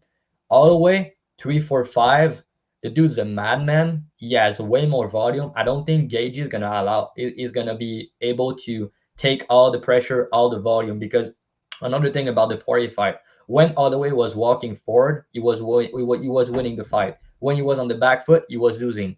Gaethje now, because of his new style, he's more technical and everything. I agree with that. But he's more on the back foot and he's looking for counter. I think he's gonna allow Holloway to pressure most of the time, which is gonna be key to success. So yeah, like I said, again, I think the fight is close. I think it should be close to a pick'em. So I bet Holloway plus 235 and plus 170, 3 units. And I bet Holloway round 3, Holloway round 4, Holloway round 5. Let me tell you the odds for that. Holloway round 3 is plus 3,000, plus 3,500 for round 4, and plus 4,000 for round 5. That's the numbers that I got. So he's the guy that I want to be on in the round 3, 4, 5. I think he's still going to be there. And like I said, I think he's going to put it on Gaethje, and I think he's going to finish him late. I don't mind, like Cody, thinking that Gaethje is going to win because I understand why, because of the damage, the power, and everything. And I think it's going to be a close fight, though. I'll say that. But like I said, I think the fight should be a 50-50. But I had someone at plus 235, plus 170, who has the durability edge, the cardio edge, the volume edge, the wrestling, the grappling upside. That's a lot of advantages to have the big plus money like I have. So I'm picking all the way to finish Gaethje round 3, 4, 5. Book it and let's get this money. Okay. Well, Cody, I'm gonna let you stew a little bit longer because I want free UFC picks to go. Did you already go? Yeah. Oh, I was gone. I didn't know. What a breakdown by Dravhy. Dravy, my goodness, I need those written breakdowns from you. First, I was gone. I didn't know. Bro, Max ain't out wrestling Gaethje. The only time Gaethje's wrestling looked bad was against Khabib. I mean, who else has wrestled Gaethje? Okay. Well, Cody, since free UFC went, I guess I'll let you go. All right, you're up. So we talk about Max's legendary durability, right? And why do we know that? Because he gets hit all the time, okay? And he takes big shots. Bro, show me one fighter on his resume that hits hard.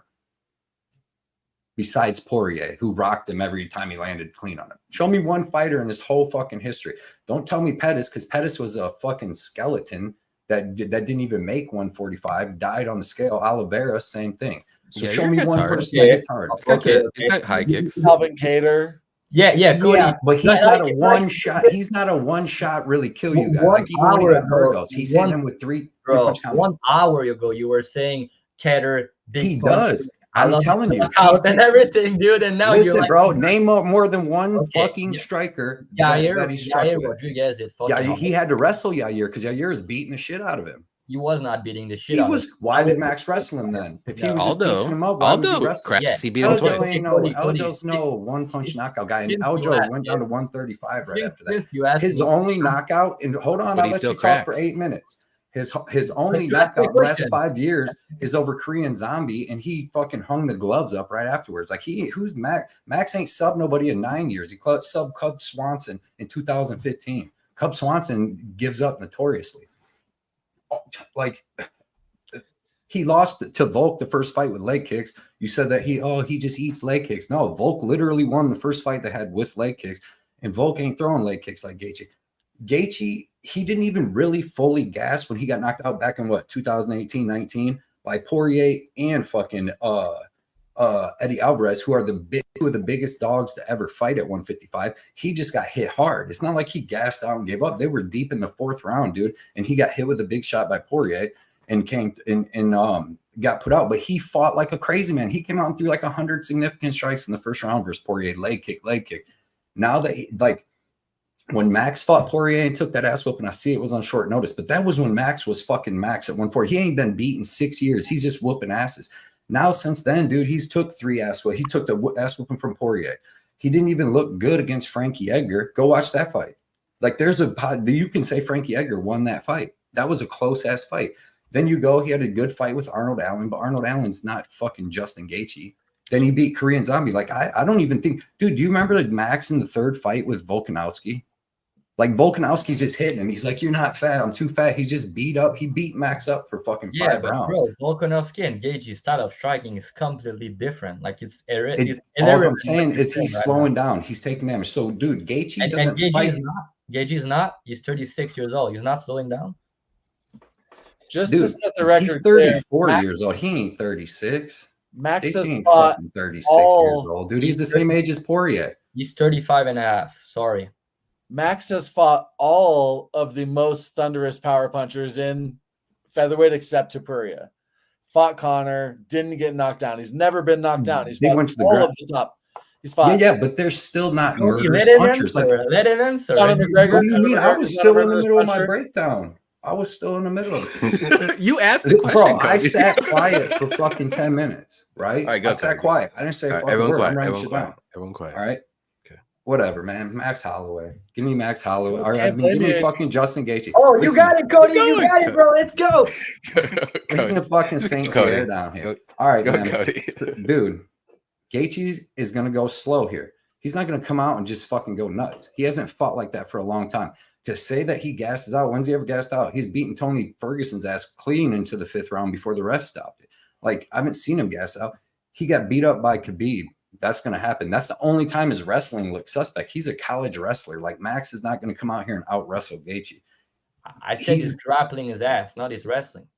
He's grappling his ass. Against Khabib? No. Fuck yeah, it is. Grappling his ass. That's fact. Against who? Against who? Everybody that got knocked out by Oliveira. He didn't get grabbed. No, he got subbed. He got subbed. Yeah, he got dropped first though. Yeah, but then he couldn't get up. Poirier's the one that fully got. Yeah, but that's fucking after you get dropped by Oliveira because you bit a fucking battery. Hey, right? I totally get that. I am not debating that, but Oliveira's amazing. Jesus Christ, you guys fucking suck anybody else's dick on here. Jesus. So Gaethje is going to go slow, right? He's going to be landing fucking leg kicks. He's going to be landing power. Even if Max is touching him, dude, to think Gaethje's like some bum.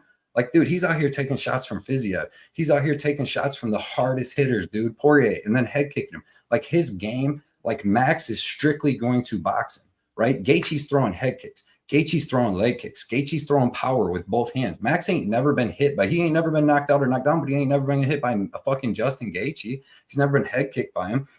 Never been leg kicked by him. So to think he's just going to eat all this damage, and then in the 4th round, he's still just Max coming hard. Dude, he's going to eat damage, and he's going to slow down too, because this ain't Max from 5 years ago. He did come back a little bit on Poirier, and Poirier backed up, took a breath, recouped, and then beat the shit out of him the rest of the fight. I know what you're talking about in the 3rd round, where he started kind of getting him, and you see Poirier kind of slow, and then he fucking, he literally goes and walked forward and beat the shit out of him the rest of the fight. No, he was winning the 4th round before the knee.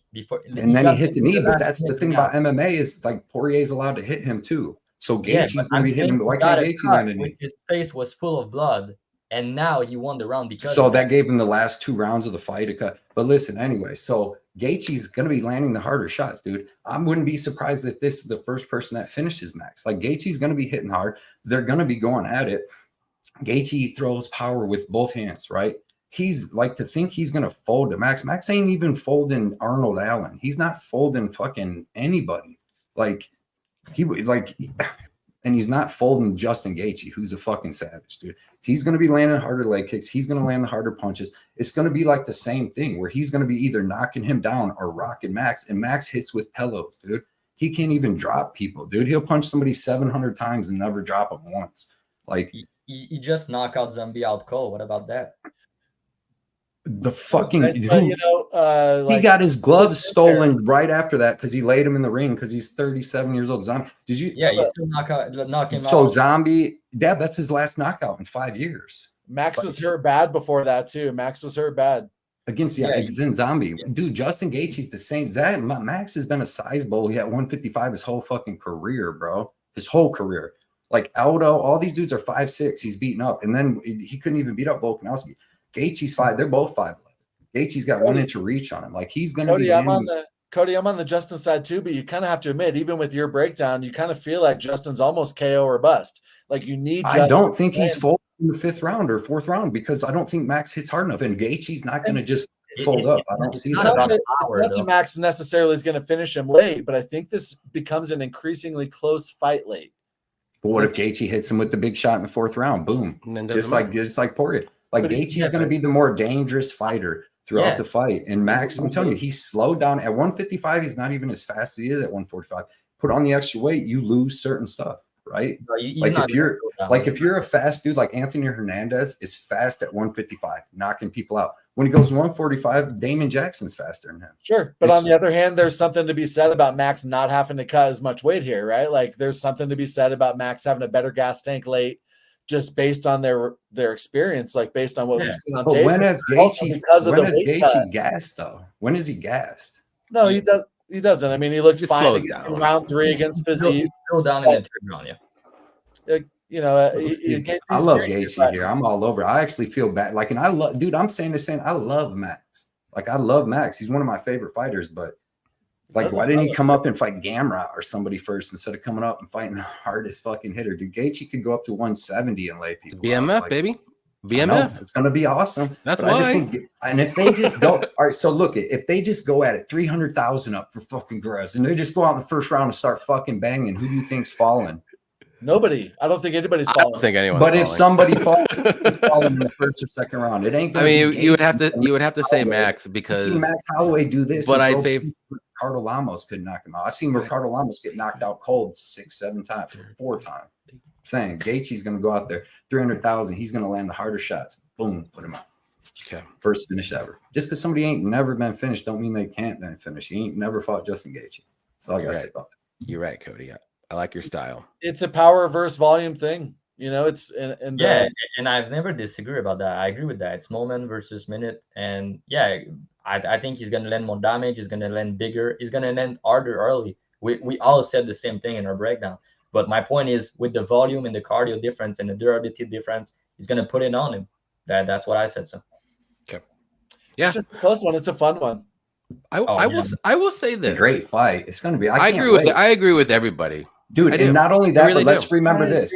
Fuck what Dustin Poirier does to people's faces. You guys see people's faces after they fight fucking Gaethje? You see Fiziev's and all them faces. You think Max is going to come out of this clean? No, he's going to be cut worse than what Fiziev's a gas bag. Fiziev has no cardio. He won round. I'm just saying what his face like. That uppercut Gaethje hit him with exploded.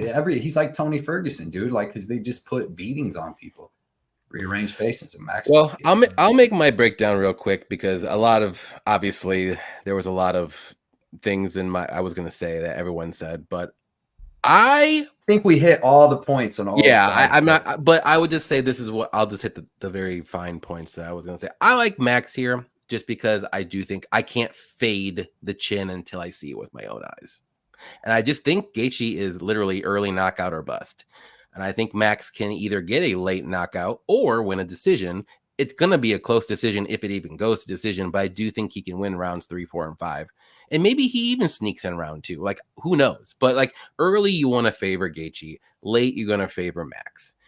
This is the best bet is the spread for Max at plus 5.5. If you got early, it was like plus 100. He just got to win 2 rounds. So he has to win 2 rounds. I think he can win 2 rounds. 49, 46, or 48-47. So basically, Gaethje or cannot. didn't you say if he wins like get a 49-47? But if they went to split and he won one card, you win, right? Exactly. So that's where I would play this one. But I am picking Max still. I just think it's going to be a very close fight, and it just favors Max as the fight goes on. But I'm not saying Gaethje can't win this fight because he can. But I just can't fade Max's cardio and durability until I see him literally just get knocked down once. It doesn't even have to get knocked out. One last thing. All right, so we did all our breakdowns early in the week and we made all these bets and they was still gonna fight, right? Like they were still gonna, but do you think the 300,000 is gonna make any difference in this fight? Do you think they're actually just gonna come out instead of like, because I think both guys would have went out no matter what. Yeah, exactly. These guys are going for the BMF belt, and the style and the mentality of both guys. Granted, the Gaethje is more dangerous. Max isn't gonna back down. You know what I mean? He's game. But I don't know if they just. He's not like a little wussy where he's gonna be like, I ain't gonna do it now. Well, no, 300. Okay, maybe now. No, he was ready to go for the win anyways. He wanted more money now because he's fighting. Dustin rocked Max no less than 3 or 4 times in the first round of their fight. In the first 2 rounds, I think you rock him 4 times. Yeah, so I don't know. I can't wait. It's gonna be a good fight. And like I said, I fucking love Max. Like even if Gaethje puts the beating on, I think he's going to. I'm not gonna feel good about it.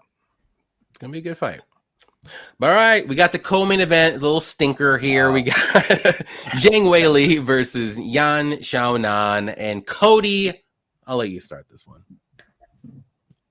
Yan's freaking good. She's a good striker, good movement, good boxing, good power, all that, but she's not gonna have the wrestling, I don't think, to hang with Weili, to be honest. Like maybe if at first she can stop something, but Weili's a beast. Like she's like the little Shevchenko down at that weight. I thought she beat Rose the last time they fought. She obviously didn't the fight before that, but yeah, man, give me Weili. I think the striking's pretty even. Maybe Yan might be like a little better, but it's not. I mean, Weili's got way better kick game than Yan, but I just think Weili's going to be able to wrestle her. I guess because the line's crazy, so you kind of be looking at like the over-unders, but I don't know. Lemos survived all 5 rounds, so maybe Yan can survive all 5 rounds of the ground and stuff. So it's a tough fight. I got Weili. Right on. Dravhy. Yeah, man. Not a lot to say from me here. I think Weili's going to be too strong, and she has massive wrestling grappling upside. But if somehow Yan is able to defend the takedowns and still the fight on the feet, I think it might look like a 50-50 because Yan's striking is very good, and her footwork in the big cage can cause problems to Weili. Like in a striking match, if you tell me she's gonna defend the takedown, like I'm gonna bet her right there right now, like plus 385 in the title fight. It's a little bit too much for me. So I think Weili win. I think the wrestling is too much. I think she's too strong. I think she's gonna get on top, and she's nasty on top. She's the way better grappler. But yeah, man, I just can't get past like minus 500 she is now. So I think if anything, you look into the under 4.5. Fight doesn't go. I think it's pretty decent. If not, if we talk about the betting aspect, which that's what we're here for. Like that, it's okay to have prediction, but at the end of the day, I'm not gonna tell you to bet Weili at minus 515. You know, I think Yan plus 390. It's a decent bet. Like in a title fight, like. The striking, competitive footwork, everything. She just needs to defend the takedowns, man. I think she has improved a lot since the Carter fight. But yeah, I'm gonna pick Weili to win. She's probably find a finish here. She needs to. She wants to cover that price tag though. By the way, just some big money came in on Brundage, right? He's plus 850 now. He was plus 1200 last time I checked. Yeah. Bo Nickal was like 2100. Now he's 1450. Oh no, I seen him at like minus 2800 at some point. On Caesars, damn. Yeah. So he was could if enough money came in on the Cody Brundage round 1, could that affect his whole line as a whole? Because he's just got so much money coming in on him, that they need to because the bookmakers want a little bit of action more to balance everything out. Right. Makes sense. For UFC bet picks, who you like? Johnny, I told you I had a super hot take tonight, and I haven't got to it yet. I'm surprised you haven't brought it up. You said it would. You tricked me with that. My super hot take is that Yan Xiaonan might dominate here. Trust me, I know everyone's against me. And trust me, I know. She's good. I want to hear it. Let's hear it. You know, she's much bigger here.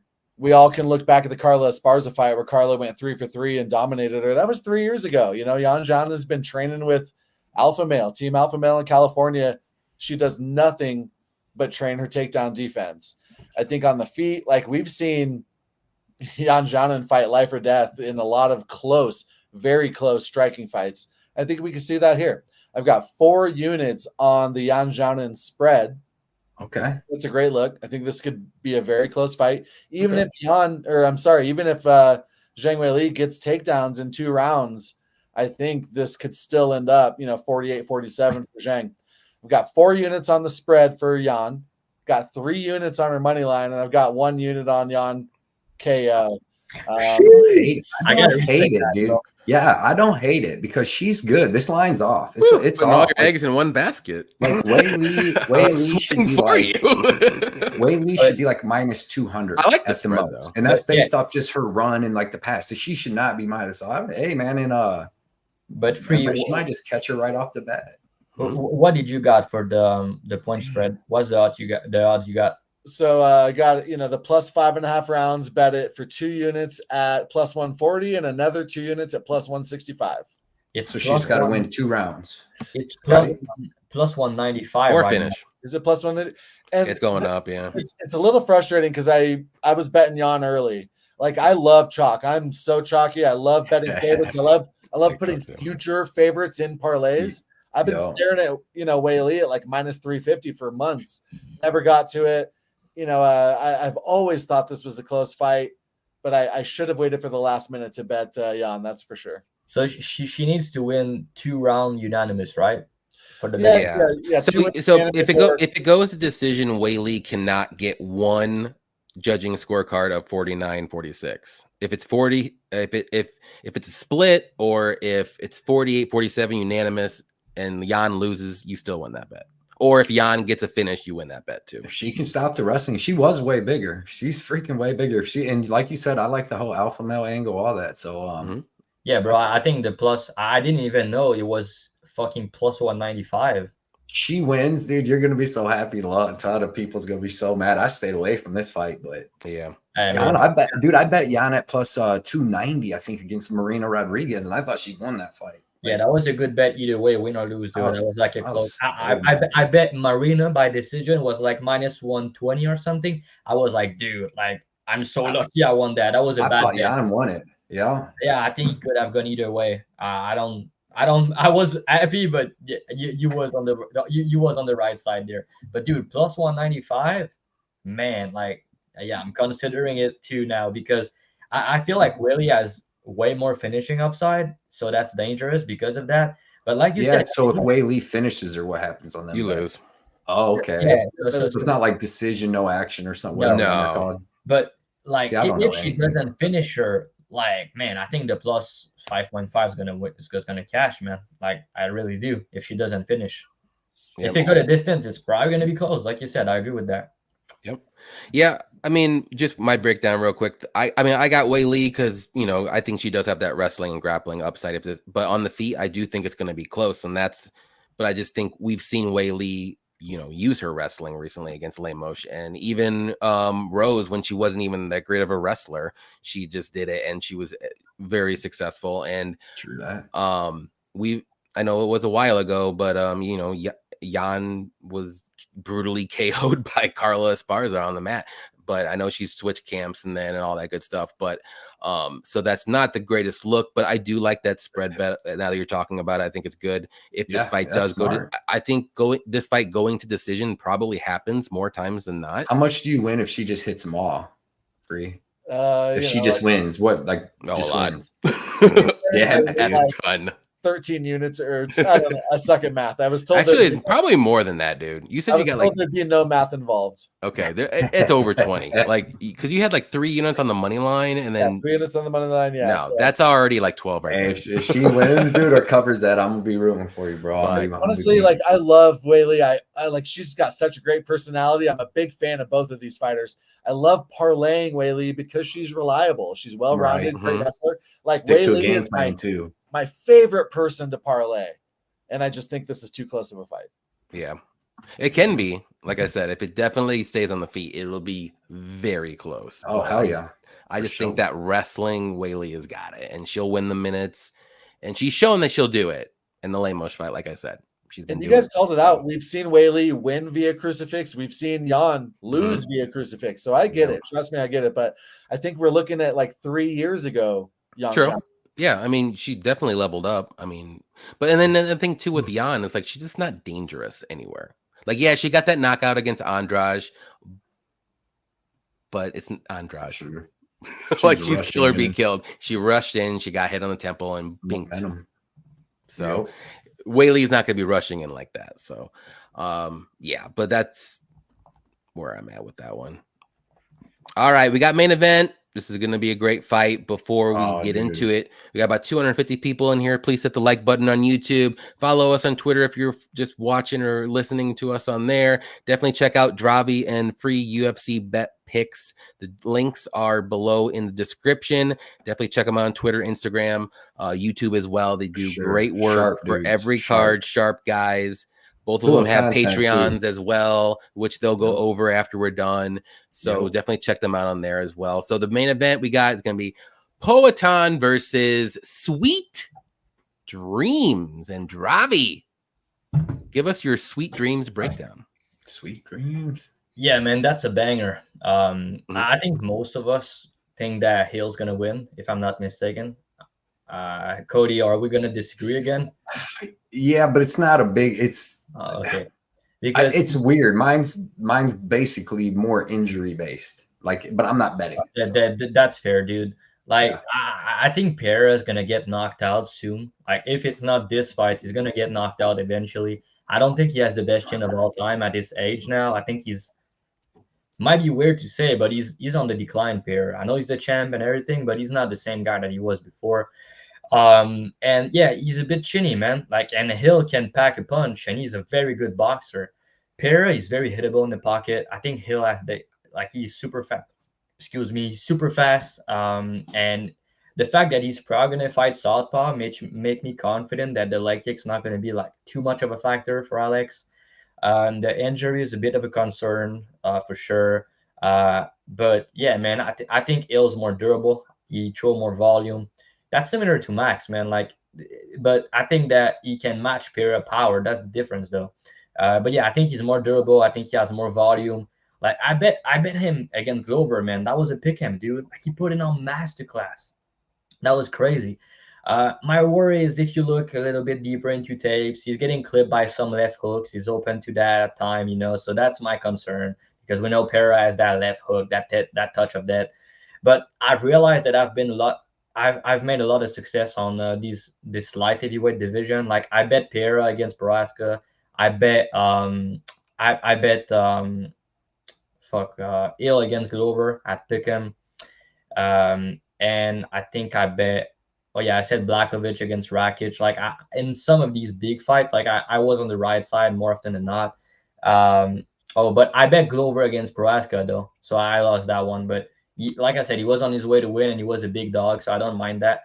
So yeah, I feel like Hill's the side here at plus money. I think you got to pick him. Like, I think if they go to decision, he's gonna do more to win, and I don't see anyone wrestling. I'm not gonna say that I think he has wrestling upside. I don't think he's gonna wrestle, but I think he has more volume, a better chin, and he's gonna put it on him. And he really believes in himself. He's a good fighter, dude. I know Pereira, like, he's insane kickboxer with massive power.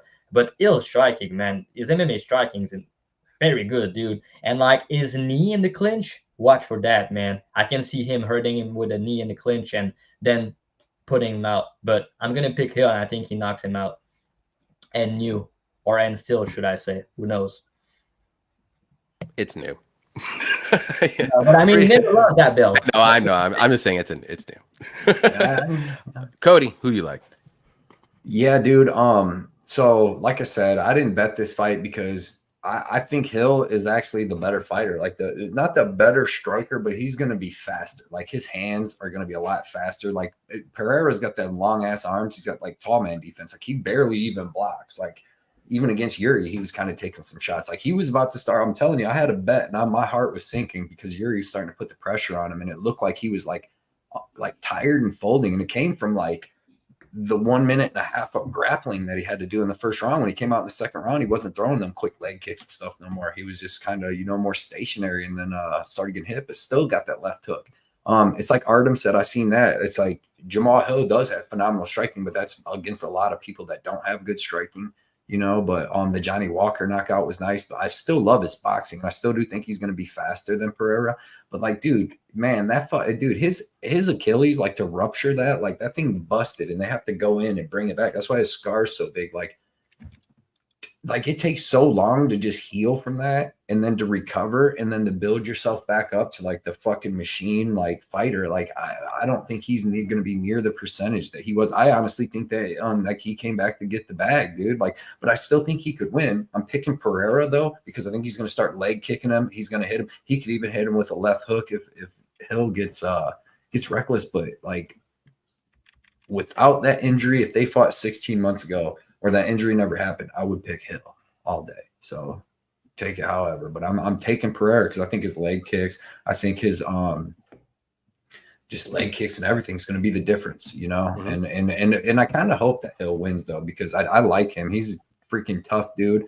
We've never even seen him drop. We've never seen him. Are you mad that Pereira just beat Yuri? Is that why you want? No, I picked Pereira. I bet Pereira in that fight. I'm joking. Yeah, I just bet. I bet fight to fight. Like I said, I love Max, dude. I just think that this is like one of the worst matchups. Like he would be better fighting like Islam than them, because I don't think they could really just take him down. But to come in and just fight another dude that can actually bang with him, dude, and just, I think it's just a bad style. Like if he fought Garbrandt, Max would probably beat the shit out of Garbrandt. You know what I mean? Stop the thing and box him up maybe, but we'll see. But give me Pereira, not confident at all. And the lines show that, like everybody, a lot of people are pretty big on either side, but the line hasn't moved at all really, So, but I can't blame people being on either side, and I won't be surprised if Jamal Hill knocks him out. But I won't be surprised if Alex starts wearing on them legs right away, dude. Like right away. And Jamal Hill's a switch stance fighter. Like he'll switch into southpaw to throw that quick head kick, but he boxes out of right hand. He boxes out of both stance. So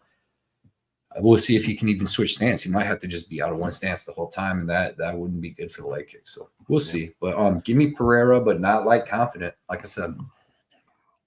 All right, Free, we're 1-1. That's a fun one. I think the best light heavyweight in the world is Jamal Hill. Am I concerned about the injury? Of course. You'd be crazy not to be, right? We all know Pereira's got the legendary low kicks. Hill does like to switch stances. He knocked out Johnny Walker with a beautiful kind of switch stance. He closes distance a lot of times by switching stances, and he stays dangerous the whole time. So that's a big part of his game. I think an understated part of his game, a subtle part of his game, that switch stancing that Cody touched on. I think Jamal's the pick. He was plus 136. So money has come in on Jamal. Pereira is just so big for the division. It's tough. I think it's such a fun, unpredictable fight. I think if Hill was healthy, he should be a sizable favorite here. I'm on Hill. Right on. Well, I'm gonna even that back up. I'm going with Pereira. He almost made my weirdly confident pick of the week. I will say that, because I do think he wins this fight. Like, I'm not saying Hill is bad. Like, he's very good. But if you really look at the light heavyweight division, since you kind of brought that up as you thinking Hill is the best, which I don't think that's wrong. I just think it's very wide open. Very wide open. I'm with you on that, by the way, though, Free, about Hill being like. You think he's the best light heavyweight right now, like by far, or I think it's wide open. Hill from Ankalaev is a tough fight, but like Hill from 60 before the injury, I thought he was the best, dude. Look at the top five. We got Pereira, Hill, Yuri, Ankalaev, Jan, and then Rakic. Like all those guys, you can literally make a case. It depends. It's matchup dependent too. True that. Like you really have to I think it's just wide open. But anyway, I just threw that out there because I just think light heavyweight division it's actually very deep. I think at the top five, and you just don't know who's going to win. It just depends on the matchup. Yeah, but in this matchup, since we're talking about matchups, I just favor Pereira, and the leg kicks are a big thing. I like Pereira at 205. He's only fought very good strikers in the UFC. Yuri, he's not the most technical, but he is a good striker. Can you debate that, Cody? He's a good striker, but just not technical. He's very wild. He's only fought good strikers. I don't think Hill's going to bring anything different that he's seen, especially in his kickboxing career. The injury for Hill does worry me. It is an Achilles, and it's what was it? Like my girlfriend said that's only been a year. It's a pretty bad one. The top 5 worst injuries. She said that the pain of that, like an ACL or an MCL or something crazy like that. She said the pain of it and stuff is worse than like she was naming off all these things, but like if your testicles would like wrap around each other, that's some type of pain. She said it's even worse than that. Sheesh. But I'm not saying that Hill can't win this fight, because he can. Maybe he can crack Pereira. Pereira, sometimes he does get cracked. Like his takedown defense, like you said, Cody, he has like tall man's defense. He does lean back and he can get cracked. So I'm just banking on, the leg kicks are going to get to Hill, and I think he just gets knocked out eventually at one point. We've seen some videos on Twitter where, Jamal Hill does come rushing in and he comes in head first, and that's not a good look. But obviously Pereira does some red flags too. So it's like give and take, but I can't go against Pereira right now. And I will say this is the X factor as well. Glover, who is obviously everybody knows Pereira's coach, Glover fought Yuri, then Pereira fought Yuri and won. Glover fought Hill. Pereira's fighting Hill now. There we go. I will say this though: if this fight goes over 3 rounds, there's no way with what the damage Hill would be putting on him too, and the pace. Like that Pereira's fighting after 3 rounds in this fight, bro. He was slowing down against Yuri. I don't think he can go into 4 rounds. Like he might have with Israel, but he's walking forward the whole time. But Jamal's going to be walking forward in this one, I think. So like maybe lots of volume for Jamal. Like I don't think Pereira's like his is like round 3 or earlier to me. Well, I don't think this fight goes probably past round 4. Is this the 300K? Is this the 300K fight? You think the bonus fight? Yeah. Whoever gets it, yeah. But this is going to be a close fight, though. Hey, I just favor Pereira on the side.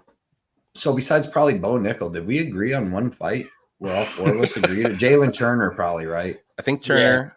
Yeah. Turner. Figueiredo. I think we all did Figueiredo, yeah. We all did Figgy. What's Figgy? And that's a what else? We all did Bo Nickal. Right. Irison. Who? Irison. No, I picked. Oh yeah, true. I forgot. Gianni. I'm the outlier. Yeah, I think that's about it. So there's them 3. If you want to do so many live dogs, this is a great card.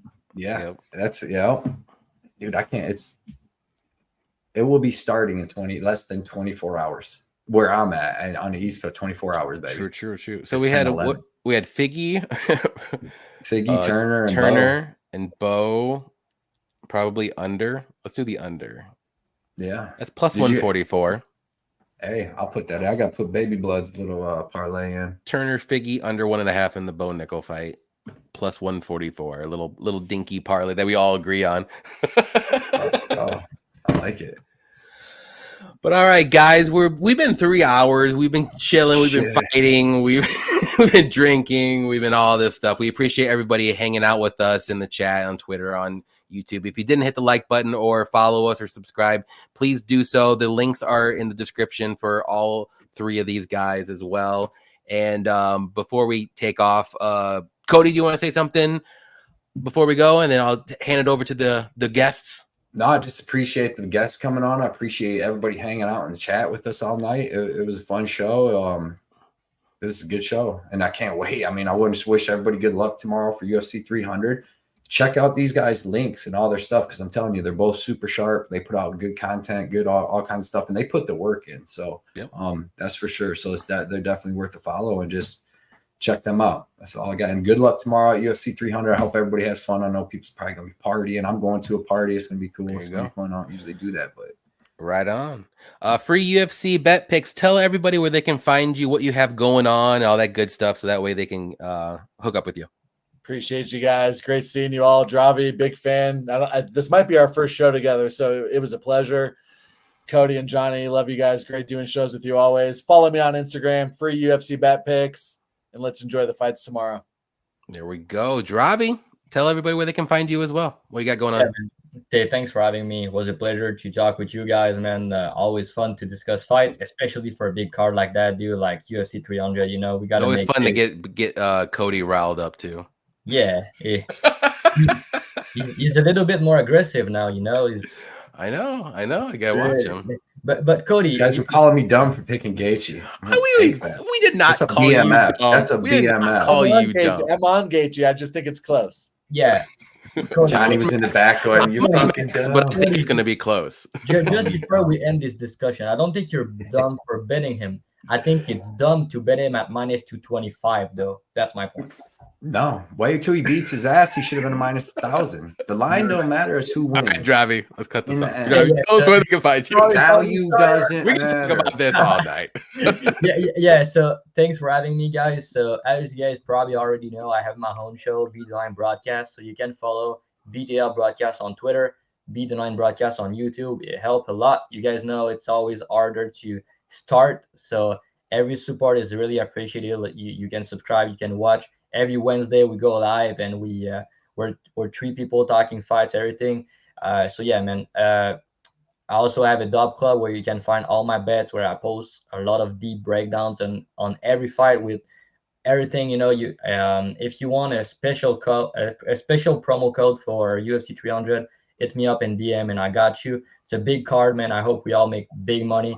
And yeah, man, crazy year so far. I got cooked last week, dude. Like I was like up 60 unit to the year to date. That was crazy. And then I got like sit down a little bit. I'm down to I think 48 to or 50 unit, but it's still crazy good. You know, we're only in April, so if you guys want to cash with me, you can follow my dub club. It's linked on my Twitter, Dravy_. And yeah, man, let's have some fun. And I can't wait for these fights, dude. It's gonna be so fucking fun. Yes, sir. Right on, guys. So, like I said, appreciate everybody showing up. Definitely check out these guys in the description below with their links and go follow them. And good luck to everybody in their bets. It's gonna be a great card. Like every freaking fight's gonna be awesome, whether you have a bet on it or not. So you don't have to put bets on every fight, but it is fun. I will say that because I might have a little sprinkle on it and do some live betting. You know how it is. Come on, guys. Let's be real. Before we go, let's say together, Max Holloway and you, BMF 10. You got them value boys out here, man. Value boys. No, we're picking him. We're picking him and betting. I got the pick and bet. But you guys are gonna be sad, bro. It's all good. It's you're all gonna right. be double sad because the Max is gonna lose, and you're gonna be like me. I was double sad when Jamal Emmers took that ass whooping because like I should have bet Landwehr because I love him, but I'm an idiot. So like I lost my money and felt like an idiot. So all right, that's gonna be you guys tomorrow. All right. Guess what? I'm gonna end the stream. It's gonna be you guys tomorrow. Here we go. Good luck, guys. Take care. See you guys.